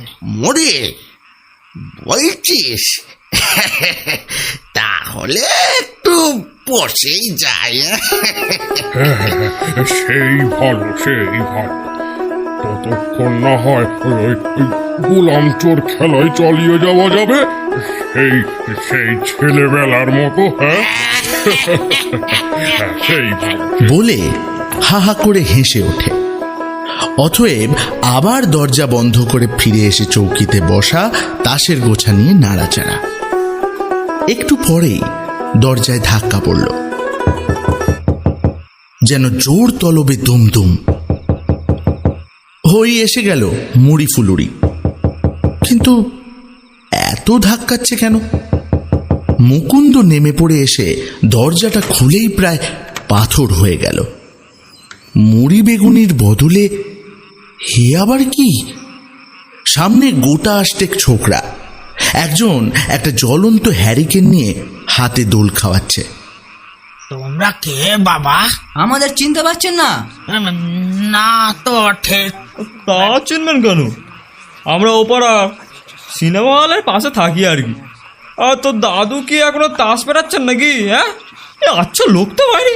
4 জনের আড্ডায় একজন যে এলো না, তার জন্য প্রাণী একটু ধরপড়ে নিয়ে আসেনি বাড়ি। এলো না মানে? বনমালীর কথা বলতে তো। তিনজনেই উঠে এসে মারমুখী হয়ে বলে ওঠে, আরে এই তো একটু আগে তাস খেলা সেরে চলে গেল। এই তো একটু আগে গেল, তোমরা আবার এই সব বলছো? কি কি বলছেন দাদুরা? একটু আগে তাস খেলে উঠে গেলেন বনমালী বাড়ুজ্জি। পাগল পাগল। তা দাদুরা কি সন্ধ্যাবেলা আফিয়ার মোজাতে ঝিমন? লোকটা সে কোন বিকেলবেলা ঘোষের পুকুরে ডুবে মরে এখন পেট ফুলে বাড়ি ওঠে না শুয়ে। স্নেহা তোর স্ত্রী বললেন আপনারা নাকি ওর সেই কোন ছোটবেলাকার প্রাণের বন্ধু, তাই বলতে এলাম একবার যদি শেষ দেখাটা দেখতে। তাহলে আমাদের কি দরকার? হরিহর, গদাধর আর মুকুন্দ তিনজনের কেউই ব্রাহ্মণ নয়। হলে চিৎকার করে পইতে ছিঁড়ে অভিশাপ দিয়ে বসত। তবে শুধু চিৎকার করতে তো আর পইতে লাগে না। তিনজনে একসঙ্গে গর্জন করে ওঠে, আমরা আমরা আফিমের ঝোঁকে অসভ্য বেয়াদব ইয়ার ছোকরা নিজেরা নেশার ঝোঁকে এসে যা মুখে আসছে বলে চলেছে। আর কি মারার বিষয় পাওনি? একটা জলজান্ত বৃদ্ধ ব্রাহ্মণ, তাকে মেরে পেট ফুলিয়ে ওখানে শুয়ে রেখেছি। তোদের নরকেও ঠাই হবে না। ঠাই হবে না, তোমাদের নরকেও ঠাই হবে না। ও বটে, তাই নাকি? ঠিক আছে, ঠিক আছে। 8 জনের সমস্যার প্রতিবাদ। তাহলে চলো। নেহাত আপনাদের খবরটা দিতে বললেন নবগোপালের ঠাকুমা, তাই আসা। তাই তো আসো। আর শেষ দেখার ইচ্ছা হতো যান চটপট, নইলে পুলিশে এক্ষুনি লাশ তুলে নিয়ে গিয়ে মর্গে চালান দিয়ে দেবে। অপঘাতে মৃত্যু বললে কথা। মর্গে নিয়ে যেতে হবে। চলো চলো সবাই। নবগোপাল বনমালীর নাতি। 3 বন্ধু হক চকিয়ে বলে, হ্যাঁ, ব্যাপারটা কি বলতো? আবার বদমাস ছেলেদের বদমাইশি, মজা করার আর এক নতুন ফন্দি। আমরা ভয় পেয়ে ছুটতে ছুটতে যাব, আর ওরা তখন দাঁত বার করে হাসবে। তা হোক, তবু একবার যাওয়া যাক। এখন তিনজনের তিন মত। গিয়ে কি হবে? ওদের মজা করবার হাসি দেখতে। কিন্তু এত সব বললো, যদি সত্যি মর্গে চালান দিয়ে বসে, তাহলে তো শেষ টাকাটা আর। যদি মর্গে চালান দিয়ে বসে জল জ্যান্ত লোকটাকে, বলি নিজেদের চোখকে বিশ্বাস করব, নাই ভক্তদের কথা বিশ্বাস করব? বল। হ্যাঁ, সেও তো কথা। নস্যির কৌটোটা তো ওই চোখের সামনেই পড়ে থেকে চকচক করছে। ঘাটির উপর জিনিস অফিসে রিটায়ারের সময় ওকে ফেয়ারওয়েল দিয়েছিল। কিন্তু নিজের চোখকে যে অবিশ্বাস করতে বাধ্য হতে হয়, অথবা অলৌকিক কোনো ভৌতিক কাণ্ডকে বিশ্বাস করতে হয়, অথচ ততক্ষণে পাড়ার লোকেরা মুকুন্দর দরজায় এসে ভেঙে পড়েছে। বলছি, বামুন জেঠার খবর শুনলে? নবু ঠাকুরদার খবর শুনলে? কি কাণ্ড, কি কাণ্ড!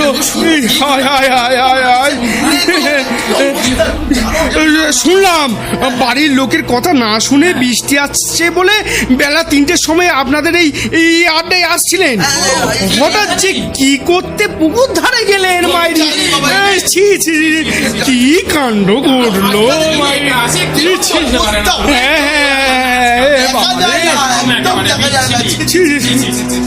এই তিন বুড়ো, বিশেষ করে মুকুন্দ, গলার শিরা ফুলিয়ে হাউমাউ করে চেঁচিয়ে বলতে চেষ্টা করলো,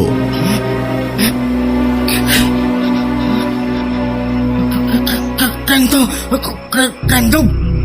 মানে আসল ব্যাপারটা তা কে শুনে কার কথা? যে মানুষটাকে বেলা 5টায় পুকুর থেকে টেনে তোলা হয়েছে এবং এখনো জল খেয়ে পেট জয়ঢাক করে বাড়ির উঠোনে পড়ে আছে, সে লোক সন্ধ্যে 6:30টার সময় এদের সঙ্গে তাস খেলে গেছে, এ কথা কে বিশ্বাস করবে? সমবেত রায় আসলে আস্তে আস্তে করে ভাবতে ভাবতে এলো না দেখে বুড়োরা বাদলা হাওয়ার আমেজে ঘুমিয়ে পড়েছিল, আর সেই ঘোরের মধ্যেই স্বপ্ন দেখেছে সে এসেছিল আর খেলে গেছে। বেশ বেশ, তাই যদি হয় তো নস্যির কৌটোটা। আরে ও কিছু না, হয়তো কালকেই ফেলে গিয়েছিল, তলায় পড়েছিল। এরা বুঝতে পারছে না, তোমরা বুঝতে পারছো না, এরা বুঝতে পারছে না। বটে, তা কি আর তলায়, তা কি আরো ঝেড়ে ঝুড়ে তোলা হয় না? ঠিক আছে, তাই যদি হয় ওই ভিজে ওই ভিজে জামা কাপড়গুলো, যেগুলো দালানের কোণে পড়ে রয়েছে, বল। দু একজন বাড়ির মধ্যে ঢুকে এসে উঁকি ঝুঁকি মেরে দেখে মুকুন্দকে বলল, আরে ও সব বোধহয় দাদু আপনারই। সকালে চানের সময় ছেড়েছিলেন বাদলা দেখে, আপনার কাজের লোক বোধহয় কাজে নি, ভেবেছে শুকোবে না তো। ঠিক বলেছ। মুকুন্দ রেগে মেগে সেই ভিজে সপসপে ধুতিখানা কুড়িয়ে এনে এসে বলে ওঠে, এই ধুতি আমার, এই ধুতি আমার, এই ঝুলপার বাবু ধাক্কা দেওয়া ধুতি, জন্মে এরকম শৌখিন ধুতি পরি আমি দেখে কেউই বসতাম না। তো ইদানিং নক্কামার্কা নাতিটা শখ করে দাদুকে পয়লা বৈশাখে পুজোর সময় ওই রকম বাহারে ধুতে কিনে না উপহার দেয় তাই। কিন্তু এতেও কারো তেমন মন বদলালো বলে মনে হলো না। কোন বুড়ো কি পার ধুতি পরে সে আবার কে কবে তাকিয়ে দেখেছে? অকাঠ্য আর প্রত্যক্ষ সত্য তো সেই জলে ডুবে মরা পেট ফোলা লাশটা, যা নাকি সবাই স্পষ্ট চোখে দেখে এসেছে। হঠাৎ পাড়ার ঠান্দি গঙ্গা বুড়ি বলে ওঠে, ওরে শুনেছি এমন হয়, হঠাৎ ঘটলে সত্য মরাটা আপন জনদের একটু দেখা দিতে যায়।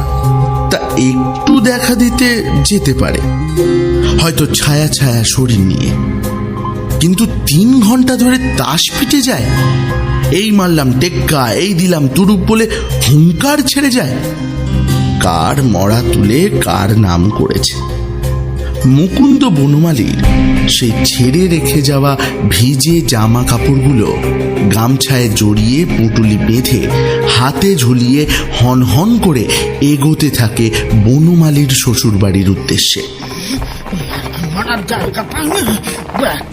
কিন্তু রাগে, দুঃখে, অপমানে আর বিভ্রান্তিতে গায়ে পাগলা হাতির বল।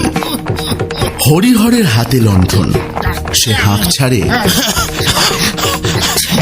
আয় মুকুন্দ, আরে অত ছুটছিস কেন?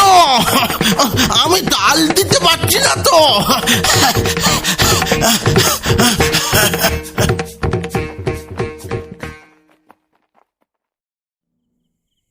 তো তারপর বনমালীর শ্বশুরবাড়ির উঠোনে তো সেই দৃশ্যই।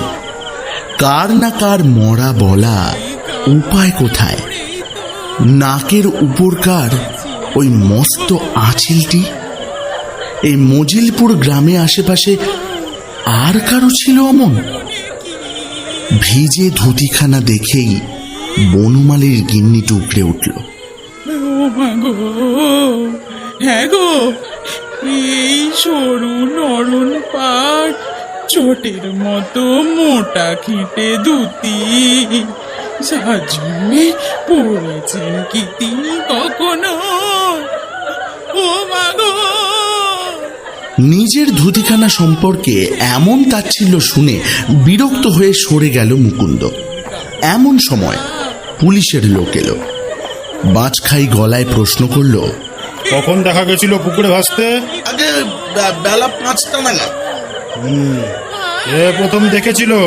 আগে এই রাখাল ছেলেটা, ওর একটা বাছুর হারিয়ে যাওয়ায় খুঁজে বেড়াতে বেড়াতে চোখে পড়ে জলের মধ্যে কি দাপাদাপি করছে। ভাবলো বোধহয় বাছুরটা জল খেতে গিয়ে হড়কে পড়ে মরেছে।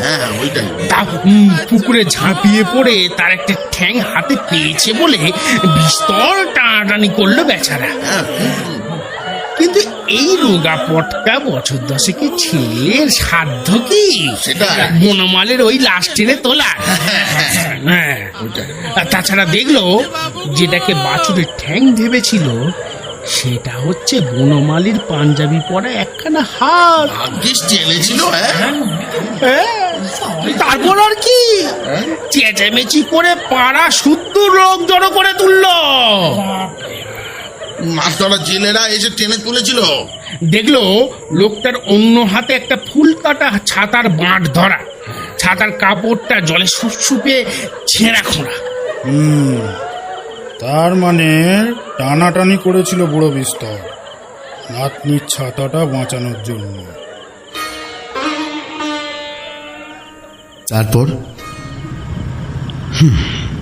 তারপর আর কি, পুলিশ লাশটাকে মর্গে নিয়ে চলে গেল।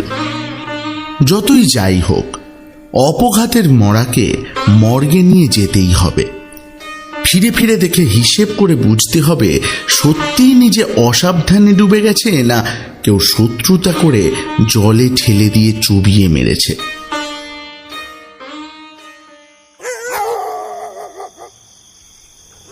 অনেক রাত্রে ফিরে এলো 3 বুড়ো।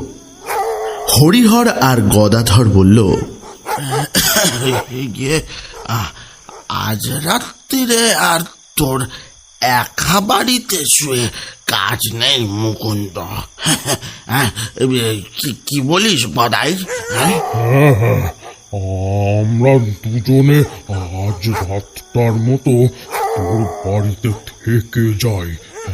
থাকবে তা থাক। হাতের হ্যারিকেনটার বলতে বাড়িয়ে দিয়ে দরজার তালা খুলে ঘরে ঢুকে এলো মুকুন্দ, পিছু পিছু ওরা দুজনেও। ঘরের দরজার শেকলটা খুলল, আর খুলেই তিনটে আড়ে দৈর্ঘ্যে প্রকাণ্ড লোক করে চেঁচিয়ে উঠে সপাটে মাটিতে। জ্ঞান হারাবার আগে দেখতে পেয়েছিল চৌকির ওপর নিজের তাকিয়ায় ঠেস দিয়ে বনমালী তাস ভাঁজছে। এদের দেখেই কি করে হেসে উঠে ফ্যাঁস ফ্যাঁসে গলায় বলে উঠেছিল,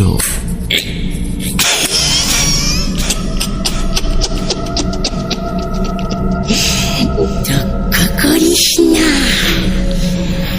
হাতটা ভাঙবে না। বড়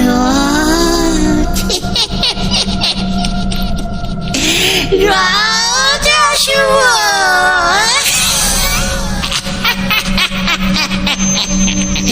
রাজ রাজা শুভ রাজ।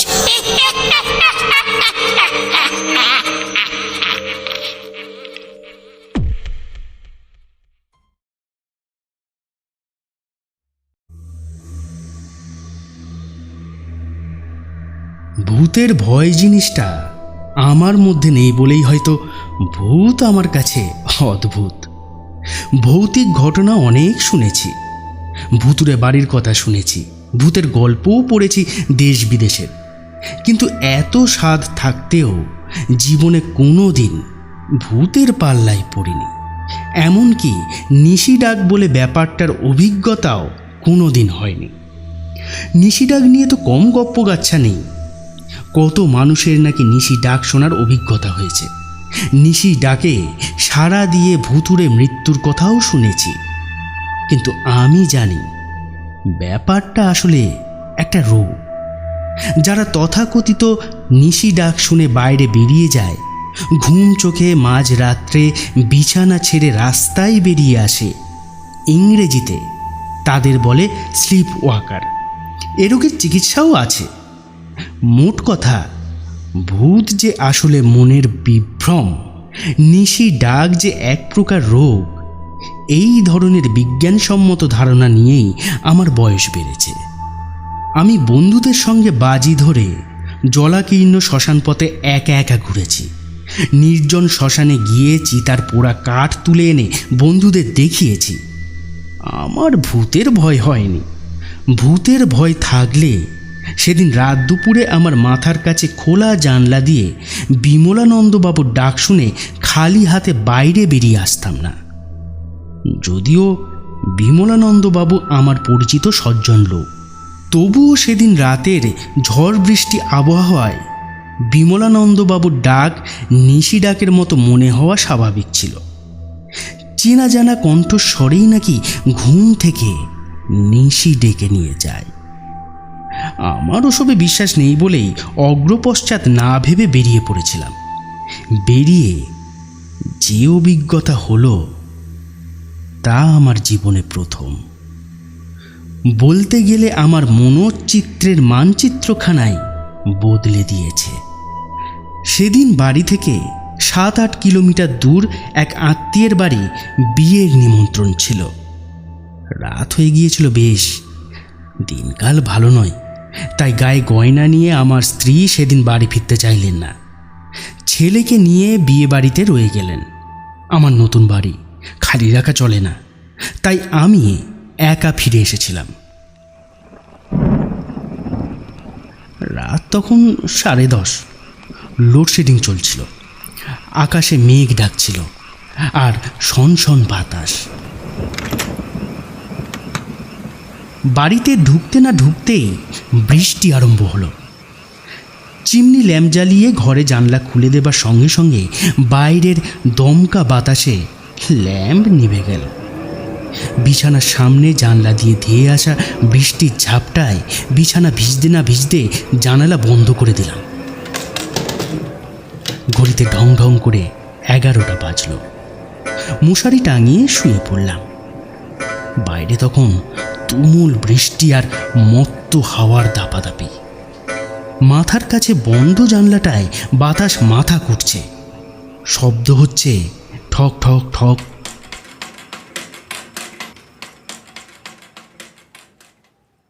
কখন ঘুমিয়ে পড়েছিলাম জানি না। এক সময় টের পেলাম মাথার কাছে জানলাটা খোলা। চোখ ফেরাতে না ফেরাতেই কানে বাজলো পেটানো ঘড়ির শব্দ, ঢং ঢং। দুবার, মানে রাত 2টো। জানলার দিকে চোখ যেতে টের পেলাম বৃষ্টি ধরেছে, হাওয়া বইছে সনসন, কিন্তু জানালাটা খোলা কেন? আমি তো ছিটকি নিয়ে এটা বন্ধ করে দিয়েছিলাম। নাকি নাকি মাঝে একবার উঠে জানলা খুলে বৃষ্টির খবর নিয়েছিলাম? না, মনে করতে পারলাম না। মনে পড়ছে জানলাটা বন্ধ করেছিলাম, কিন্তু খুলল কি? বালিশের নিচে রাখা টর্চটা হাতের মুঠোয় ধরে জ্বালাতে গিয়ে দেখলাম জ্বলছে না, ব্যাটারি ফুরিয়েছে। দুবার ঝাঁকানি দিতে একটু আলো পেলাম, আর ঠিক সেই সময় শুনতে পেলাম জানলার বাইরে থেকে আমার নাম ধরে অস্বাভাবিক নিচু অথচ পরিষ্কার গলায় কে যেন বলল, বিজনবাবু, বিজনবাবু, একবার বল দিয়ে আসবেন এক্ষুনি, বিজনবাবু। কে? আমি লাফিয়ে উঠে বসে মশারির ভিতর থেকেই টর্চের আলো ফেললাম।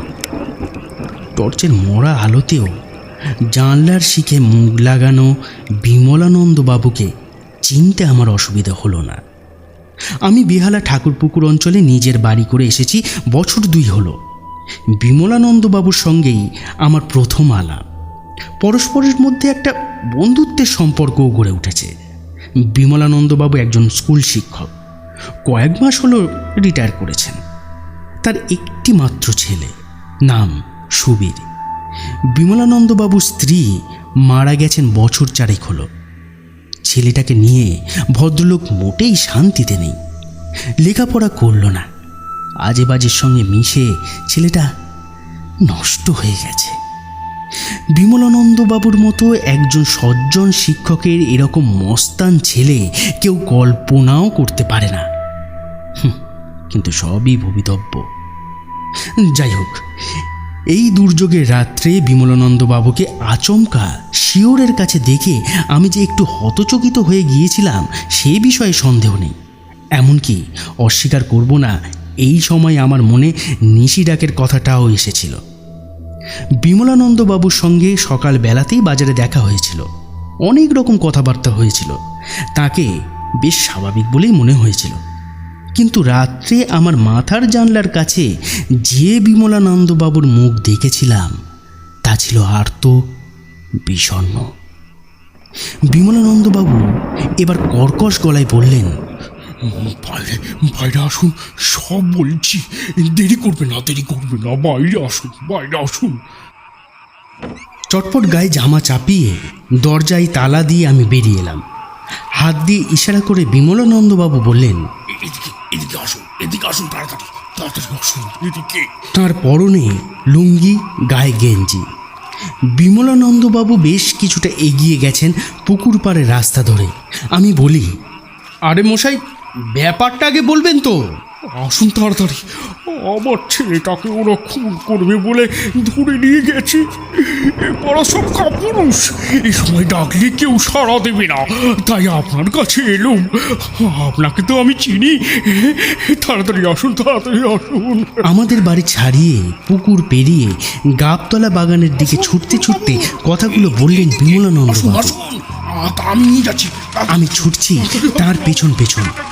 খুন করার জন্য তার ছেলেকে কারা ধরে নিয়ে গেছে, অথচ ভদ্রলোক বাইরে পাড়া না জাগিয়ে চুপি চুপি শুধু আমাকে এই রাত দুপুরে কোথায় নিয়ে চললেন? নিশি ডাক ব্যাপারটা আমার মনে এলো, কিন্তু আমার চোখে তো তন্দ্রার লেশ মাত্র নেই। শতকরা 100 ভাগ জেগে আছি। সম্পূর্ণ জ্ঞানতই আমি বিমলানন্দ বাবুর বিপদে সাহায্য করতে চলেছি।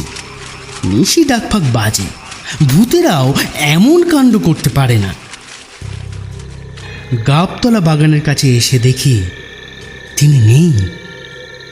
আশ্চর্য, বিমলানন্দ বাবু চকিতে কোথায় লুকিয়ে পড়লেন? গাবতলা বাগানটার কুখ্যাতি আছে, এক সময় নাকি ওখানে অনেক খুনটুন হয়েছিল। দিনের বেলাতেও কেউ ওই বাগানে ঢোকে না, এমন জায়গার সামনে আমাকে এনে তিনি পালিয়ে গেলেন কেন? কোনো কুমতলব নেই তো? কার মনে কি যে আছে বলা যায় না। আমি নিজেকে ঠিক নিরাপদ বলে মনে করতে পারছিলাম না। ঘরে ফিরে যাবার জন্য মনস্থির করলাম এবং তার আগে একবার আমি বিমলানন্দবাবুর নাম ধরে জোরে ডাকলাম, বিমলানন্দবাবু, বিমলানন্দবাবু কোথায় গেলেন? বিমলানন্দবাবু! না, তার কোনো সাড়া পেলাম না। কিন্তু আমার ডাকের সঙ্গে সঙ্গে বাগানের ভেতর থেকে দুর্দার শব্দ করে কারা যেন ছুটে চলে গেল। কে? কারা পালায়? এই কথা বলতে বলতে আমি বাগানের ভেতর ছুটে যাই। আবছা আলোতে দেখি একটা গাছের সঙ্গে দড়ি দিয়ে বাঁধা একটা লোক। চারদিকটা একবার দেখে নিলাম।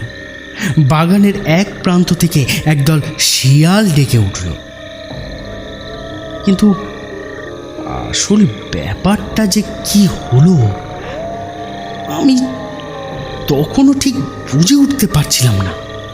বিমলানন্দ বাবুকে কি দুর্বৃত্তরা গাছের সঙ্গে বেঁধে রেখেছে? নিজের প্রাণ বিপন্ন ভেবেও আমি পিছু হটলাম না। কিছু কিছু ক্ষেত্রে ভয় পেলেই বিপদ ঘনিয়ে আসে। এই অবস্থায় সাহসেরই জয় হয়। আমি আরেকটু এগিয়ে গিয়ে দেখলাম গাছের সঙ্গে বাঁধা লোকটার মুখ কাপড় দিয়ে বাঁধা। মুখের কাপড় খুলে দিয়ে চিনতে পারলাম বিমলানন্দ বাবুর ছেলে সুবীর। সুবীর? সুবীর এখানে কি করছো? কি অবস্থা? দেখি দেখি দেখি। তখন জ্ঞান নেই মনে হলো। দড়ির বাঁধন খুলে দিতেই সে মাটিতে পড়ে গেল। সামনে সামনে। যারা সুবীরকে ধরে এনেছিল তারা হয়তো আচমকা আমার গলার আওয়াজ পেয়ে পালিয়ে গেছে। দুর্বৃত্তরাও অবস্থা বিশেষে ভয় পায়। তবু তারা আমাকে অনুসরণ করছে কিনা, আততায়ীর মতো আমার উপর ঝাঁপিয়ে পড়বে কিনা, এসব চিন্তা চকিতে আমার মনে এসেছিল। আমি বিমলানন্দ বাবুকে কাছাকাছি দেখতে না পেয়ে সুবীরকে পাঁজা কোলা করে ওদের বাড়িতে নিয়ে এলাম। ওঠো ওঠো ওঠো, আমি নিচে, ওঠো।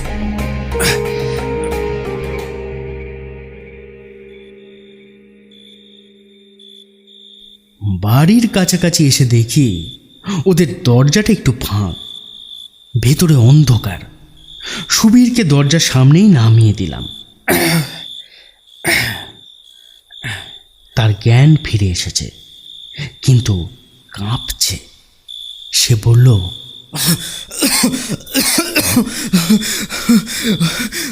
আমাকে খতম করতে এসে বাবাকে ওরা মেরে ফেললো।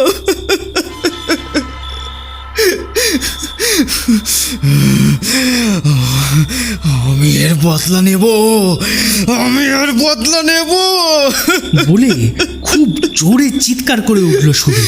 আমি এর বদলা নেব। সুবীরের ওই চিৎকার শুনে কাছাকাছি বাড়ির জানলাগুলো ফাঁক হলো, আলো জ্বলল। দু চারজন বেরিয়েও এলো। সুবীর তখন ডুকরে ডুকরে কাঁদছে।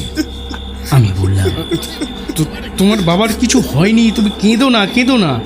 তোমার বাবাই তো আমাকে ঘুম থেকে ডেকে তুলে আনলেন। তিনি আমাকে না ডাকলে ওদের হাত থেকে হয়তো তোমাকে বাঁচানোই যেত না। বিস্ময় আর আতঙ্ক ভরা চোখে সুবীর আমার দিকে কিছুক্ষণ তাকিয়ে থেকে বলল, এসব কি বলছেন আপনি? আরে ঠিকই বলছি। আমাকে বাগানে পৌঁছে দিয়েই তোমার বাবা হয়তো খুনিদের ভয়ে লুকিয়ে পড়েছেন। তিনি নিশ্চয়ই আসবেন। তুমি এখন ভেতরে চলো, ভেতরে চলো, ভেতরে চলো। সুবীর যাবে কি? সে উঠতেই পারছে না, ওর মাথা ঢুলছে। ওকে আবার বসিয়ে দিলাম। সে বলল, বাবা আপনাকে কি করে ডেকে আনবে? আমি কি তবে স্বপ্ন দেখেছি? ওরা দরজা ভেঙে ঘরে ঢুকে আমাকে টেনে নিয়ে যাচ্ছিল। বাবা বাধা দিতে ওদের মধ্যে একজন বাবার গলায় খোঁজালির কোপ বসিয়ে দিল।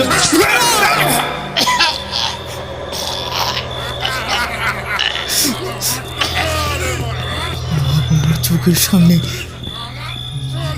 বাবা লুটিয়ে পড়ল, রক্তে ঘর ভেসে গেল। সুবীর আর কিচ্ছু বলতে পারে না, অজ্ঞান হয়ে যায়। আমার মাথায় সব তালগোল পাকিয়ে যাচ্ছিল। মনের মধ্যে বিমলানন্দবাবুর রহস্যটা জট পাকিয়ে যাচ্ছিল। এই সময় পাড়ার একজন বলল, হ্যাঁ, এক্ষুনি পুলিশে খবর দেওয়া দরকার। ঠিক বলেছে। হ্যাঁ, পুলিশ এক্ষুনি খবর দেবে। আর একজন বলল, ওগুলোর কথা তো কিছু বোঝা যাচ্ছে না। এদিকে বিজনবাবু বলছেন যে কিছুক্ষণ আগে নাকি বিমলানন্দ বাবুই তাকে এখানে ডেকে এনেছেন। আচ্ছা আপনারাই বলুন না, বিমলানন্দবাবু না ডেকে নিয়ে এলে আমি রাত 2টোর সময় গাবতলা বাগানে যাব কি করতে? আচ্ছা আচ্ছা ঠিক আছে, এখন ওসব কথা থাক। আপনি একবার ঘরে ঢুকে আলোটা জ্বেলেই দেখুন না। আমি বারান্দা দিয়ে হেঁটে ঘরে গেলাম। চৌকাঠের কাছে কি পড়েছিল, ধাক্কা খেয়ে পড়তে পড়তে সামলে নিলাম। আলো জ্বালিয়ে দেখি চাপ চাপ রক্তে ঘর ভেসে যাচ্ছে। তার মধ্যে বিমলানন্দ বাবুর মৃতদেহ পড়ে আছে।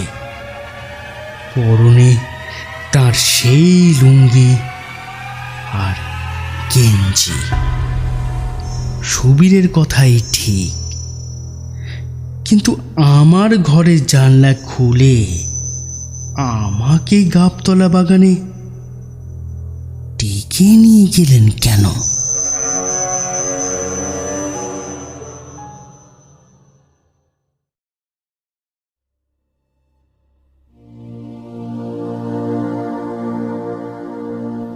ঝন্টা যখন একেবারে কোলের ছেলে, তখন তার মায়ের শক্ত অসুখ করে। সেই জন্য সে আহ্লাদি পিসির কোলে মানুষ হয়। আহ্লাদি পিসি ঝন্টার বাবার দুঃসম্পর্কের এক বোন। মাথায় একটু ছিট আছে বলে শ্বশুর ঘর করতে পারেনি, আবার কারণে অকারণে এলোমেলো আহ্লাদির মতো কথা বলে বলে তার নাম হয়েছে আহ্লাদি। বাড়ির ছেলে মেয়েদের সে তাই আহ্লাদি পিসি। মায়ের অসুখ থেকে সেই যে ঝন্টাকে সে কোলে তুলে নিল, তারপরেই ছেলেটা ওর এমন ন্যাওটা হয়ে গেল যে মায়ের অসুখ ভালো হলেও আহ্লাদি পিসি আর ওকে কোল থেকে নামাতে চায়নি। ঝন্টাও আহ্লাদি পিসি বলতে একেবারে অজ্ঞান। আহ্লাদি পিসি স্নান করিয়ে দেবে, পিসিকে না হলে ঝন্টার এক মুহূর্তও চলে না। ঝন্টার মাও সাত ঝামেলায় দিবা রাত্রি জড়িয়ে থাকেন, তাই আহ্লাদি পিসির কোলে ছেলে দিয়ে তাঁরও সকল রকমের নিশ্চিন্তি। আহ্লাদি পিসি মাছ খেতে বড় ভালোবাসে, বিশেষ করে শোল মাছ। ঝন্টা যখন একটু বড় হলো, সে পিসির জন্য নানা রকম মাছ ধরে নিয়ে আসে। পিসি একগাল হেসে বলে, ভাগ্যিস আমার ঝন্টা ছিল, তাই দুটো মাছ ভাত খেয়ে বাঁচি। বর্ষায় যখন দেশের নদী নালা ভরাট হয়ে আসে, নিজেদের পুকুরে জল পড়ে, ঝন্টা গভীর রাত্রে গিয়ে নানা ধরনের মাছ ধরে নিয়ে আসে। বিশেষ করে আহ্লাদি পিসির জন্য শোল মাছ যদি পায়, তবে তার মুখে হাসি আর ধরে না। এক কথায় ঝন্টা পিসির জন্য সব করতে পারে, আবার ঝন্টাই পিসির সব। আহ্লাদি পিসি মরলে যে ঝন্টাই তার গলায় পিণ্ডি দেবে, এই কথাই সে সগর্বে সবাইকে বলে বেড়ায়। কিন্তু আহ্লাদি পিসি হঠাৎ 3 দিনের জ্বরে মারা গেল। দিব্যি শক্ত সমর্থ আহ্লাদি পিসি দেহে রোগবালাই নেই, অমনভাবে যে হঠাৎ মারা যাবে তা বাড়ির কেউই ধারণাই করতে পারেনি। দুর্দান্ত দস্যি ছেলে ঝন্টা।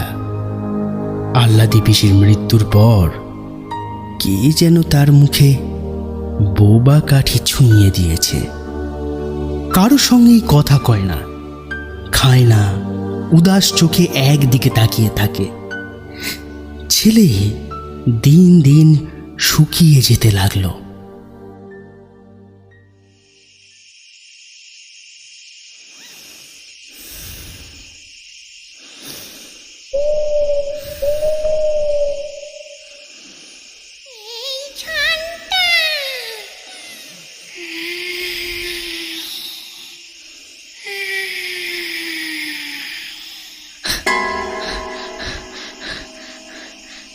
রাত্রিরে ঘুমের ঘোরে ঝন্টা ধর্মর করে উঠে বসে। মা সুধান, হ্যাঁ রে ঝন্টা, বিছানার উপর উঠে বসলি কেন? এখন তো অনেক রাত, ঘুমিয়ে পড়। ঝন্টা ফ্যাল ফ্যাল করে এদিকে ওদিকে তাকিয়ে তারপর ফিস ফিস করে মাকে সে বলে, আহ্লাদি পিসিমা আমায় ডাকলো যে। শুনে মা শিউরে ওঠেন। ঝন্টার গায়ে মাথায় পিঠে হাত বুলিয়ে দেন, মুখে বলেন, রাম রাম রাম রাম, এই কি অলক্ষণে কথা! হায় ঠাকুর, আমার ঝন্টাকে রক্ষা করো ঠাকুর। পাড়ার 5 জন বৌঝি বলে, ঝন্টার মা, ওর দিকে বেশ কড়া নজর রেখো। ওরা মুখী আহ্লাদি মরেনি, তাই বুঝি এখনো আশেপাশে ঘুরঘুর করছে। ঝন্টাদের বাড়ির নিচে পুকুর পাড়ে একটা শেওড়া গাছ। গাঁয়ের লোকেরা হাট থেকে সওদা করে ফেরবার মুখে এই শেওড়া গাছের ডালে কাকে যেন বসে থাকতে দেখেছে। বৃন্দাবন গাঙ্গুলি একদিন নাকি একেবারে সামনাসামনি পড়ে গিয়েছিলেন। বললেন, ভাগ্যিস আমি বুদ্ধি করে পৈতেটা হাতে জড়িয়ে ধরে গায়ত্রী মন্ত্র জপ করতে শুরু করলাম, নইলে ঝন্টাদের পুকুরের পাড়ে আমার ঘর মটকে রাখতো। এইভাবে সারা গায়ে একটা চাপা ফিস ফিস আলোচনা। কেউ বিশ্বাস করে, কেউ হেসে উড়িয়ে দেয়।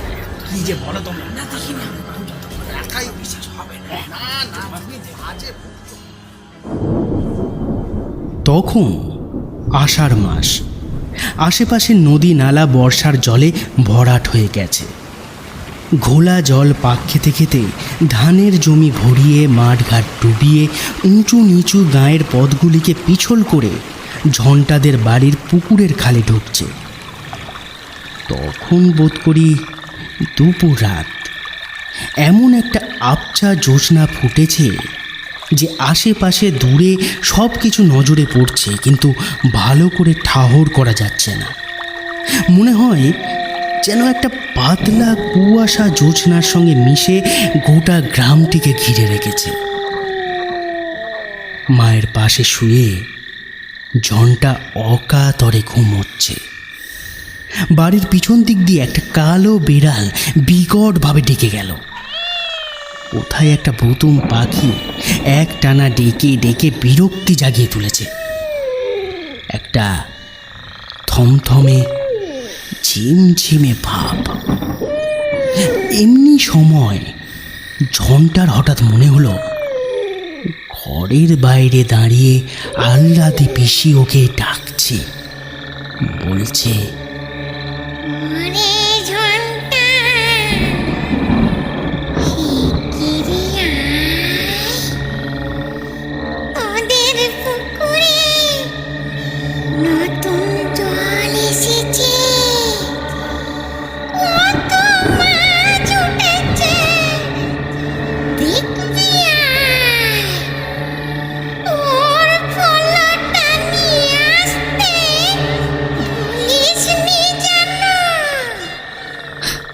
আচমকা ঝন্টার ঘুম ভেঙে গেল। সে বিছানার উপর উঠে বসল। আশেপাশে তাকিয়ে দেখল সবাই অকাতরে ঘুমোচ্ছে। তার মায়ের ডান হাতটি ওর গায়ের উপর চাপানো ছিল। আস্তে আস্তে হাতটা সরিয়ে রাখল। কে যেন কানের কাছে বলল,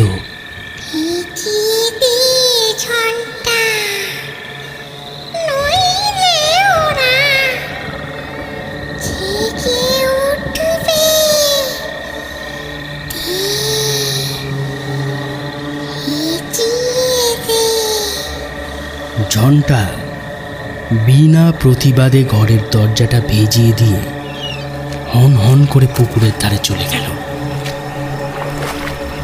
নিশুতি রাত, কেউ কোথাও জেগেনি। কলকল করে বর্ষার জল ঢুকছে খাল। ঝন্টা ছপ ছপ করে পুরো ফেলছে আর রাশি রাশি মাছ ধরছে।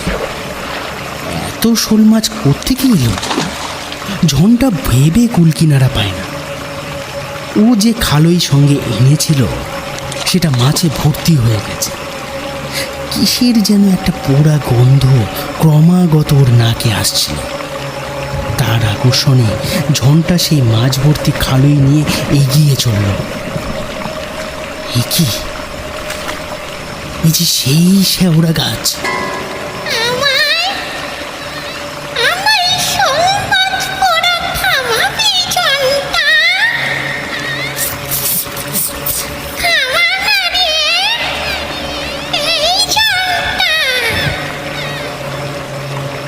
ঝন্টা অবাক হয়ে তাকিয়ে দেখল, গাছের ডালে পা ঝুলিয়ে কে যেন বসে আছে। আহ্লাদি পিসি না? দেখতে ঠিক সেই রকম। এতক্ষণে ঝন্টার যেন জ্ঞান ফিরে এলো। আহ্লাদি পিসি তো মরে গেছে। ও তাহলে কার ডাকেই নিশুতি রাতে মাছ ধরতে ঘর থেকে বেরিয়ে এসেছে? ভয়ে ওর মাথার চুলগুলো খাড়া হয়ে উঠল। সে প্রাণপণে চেষ্টা করলো পালিয়ে যেতে, কিন্তু পা দুটো কিছুতেই উঠছে না। শেষকালে মনের জোর এনে ঝন্টা মরিয়া হয়ে ছুটতে শুরু করে দিল। পিছন থেকে আহ্লাদি পিসির কান্না শোনা গেল।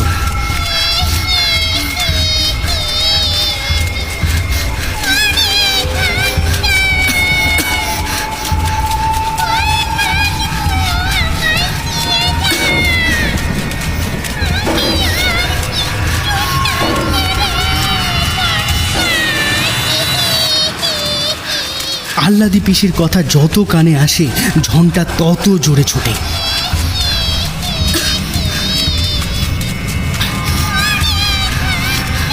হঠাৎ সে দেখল একটা বিরাট লম্বা শেওড়া গাছের ডাল ওদিক থেকে এসে তার হাতের মাছের খালই ছিনিয়ে নিয়ে গেল। একটা আর্তনাদ করে ঝন্টা সেইখানে অজ্ঞান হয়ে পড়ে গেল। তার চিৎকার শুনে বাড়ি থেকে লোকজন এসে যখন পৌঁছলো, তখন ওর মুখ দিয়ে গ্যাঁজলা বেরোচ্ছে।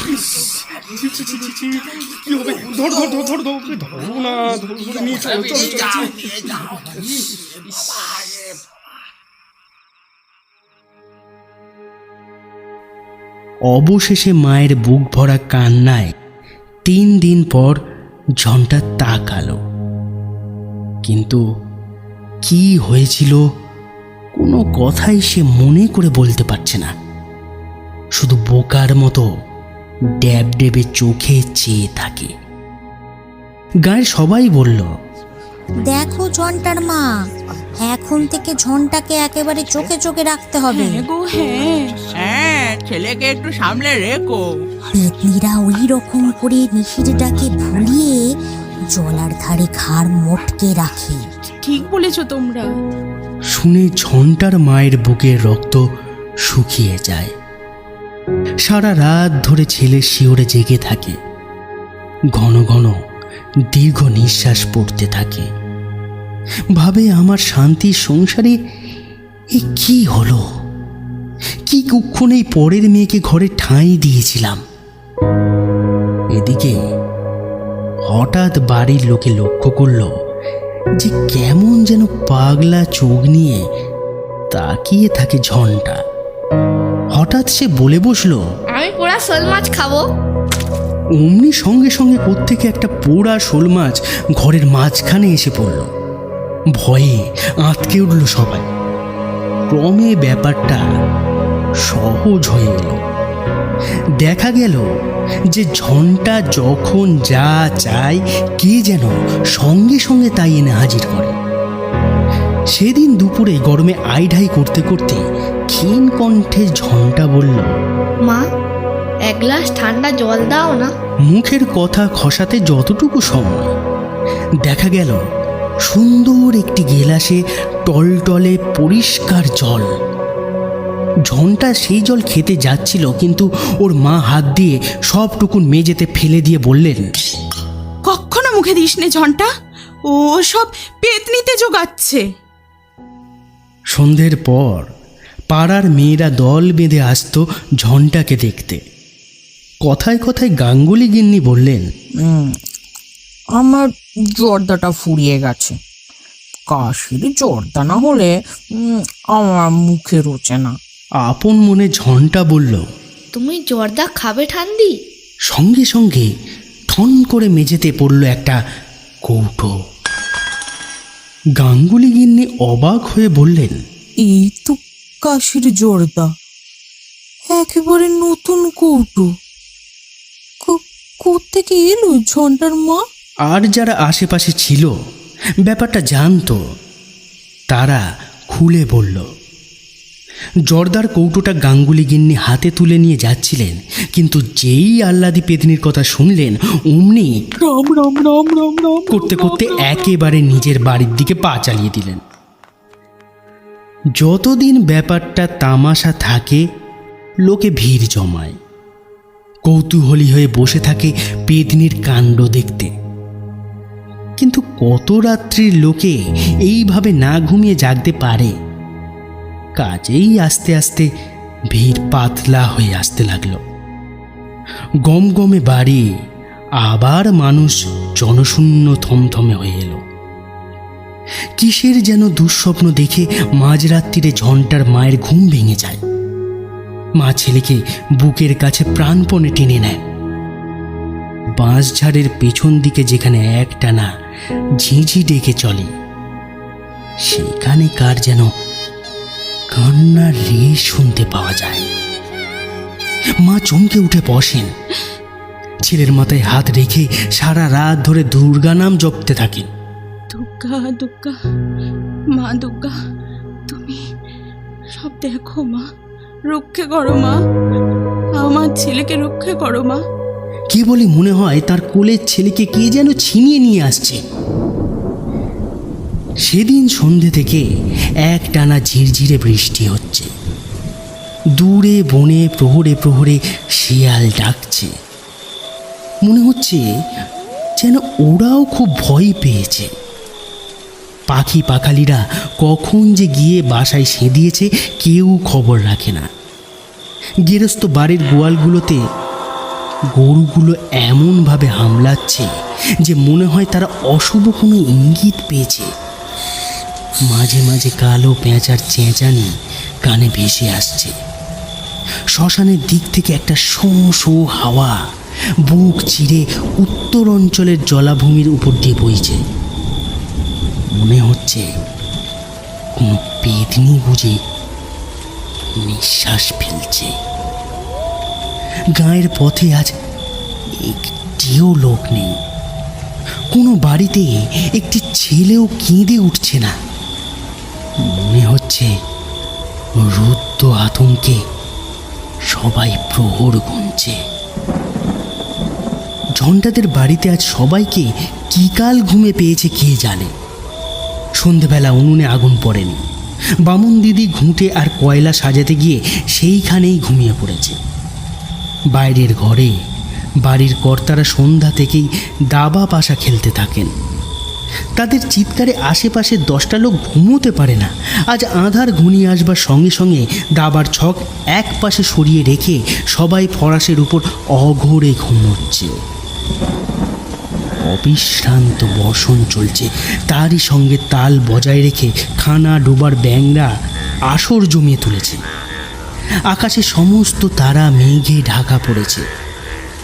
মাথার ওপর কালপুরুষ একটা সাংঘাতিক কিছু করবে বলে বুঝি দম বন্ধ করে প্রহর গুনছে। ঝড়ের গর্জনে বিপদের ইঙ্গিত। মায়ের পাশে শুয়ে অকাতরে ঘুমোচ্ছে ঝন্টা। এমন ঘুম যে দেখে মনে হয় ওর দেহে বুঝি প্রাণ নেই। আকাশের বৃষ্টি, ঝোড়ো হাওয়া, ঝিঁঝির ডাক, ব্যাঙের শব্দ, পেঁচার চেঁচানি আর কালপুরুষের নীরব ইঙ্গিত ওকে যেন এমনভাবে ঘুম পাড়িয়েছে যে সে ঘুম আর ভাঙবে না।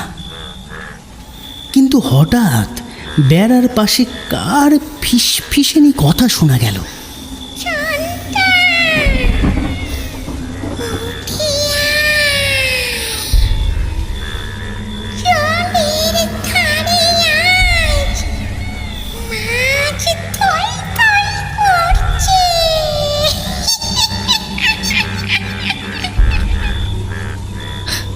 ঝন্টা এক মুহূর্তে সচকিত হয়ে ওঠে।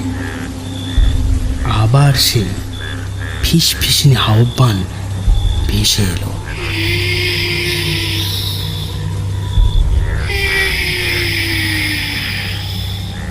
উদাস দৃষ্টিতে ঝন্টা উঠে বসল। কার ডাক, কোথায় যেতে হবে কিছু জানে না। তবু সে উঠে দাঁড়ালো পাগলের মতো। আবার সেই বাঁশবনের কানাকানির মতো কার আহ্বান।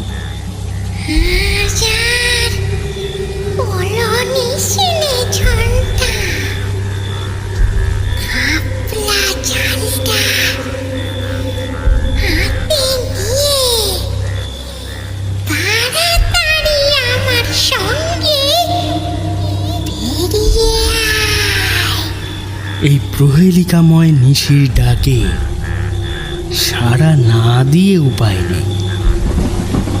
ঝন্টা খাপলা জালটা কাঁধের উপর তুলে নিয়ে দরজার হুড়কোটা খুলে উঠোনে বেরিয়ে এলো।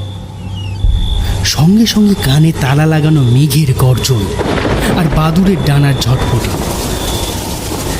কিন্তু মেঘের ডাকেও কারো ঘুম ভাঙল না। ছায়ামূর্তির হাতছানিতে ঝন্টা জলের দিকে এগিয়ে যায়। পথে অন্ধকার এত জমাট বেঁধে আছে, তবু ওর পথ চলতে কোনো অসুবিধা হয় না।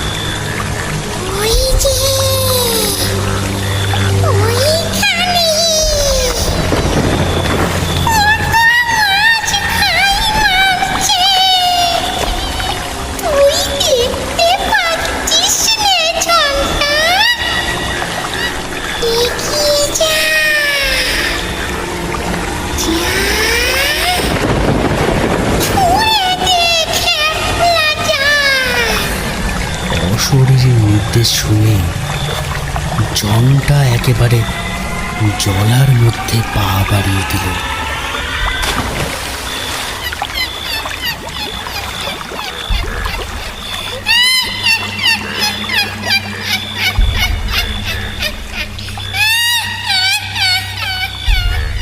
তারপর কচুরিপানার মধ্যে তার দেহটা যে কোথায় তলিয়ে গেল সারা গাঁয়ের কেউই জানতেও পারল না।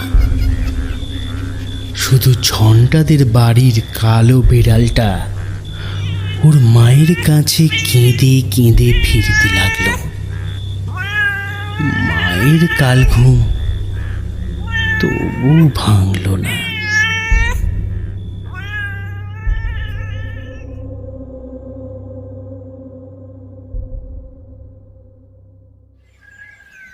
পরদিন জেলেরা যখন ঝন্টার মৃতদেহটা জালে টেনে তুলল, সারা গাঁয়ের মানুষজন একেবারে হুমড়ি খেয়ে পড়ল। গাঁয়ের একজন বর্ষীয়সী মহিলা কপাল চাপড়ে পড়লেন। হায় রে, আহ্লাদি পোড়ামুখী পেতনি হয়ে ওকে ভুলতে পারেনি, তাই তো রাহু হয়ে ঝন্টাকে কোলে টেনে নিলে।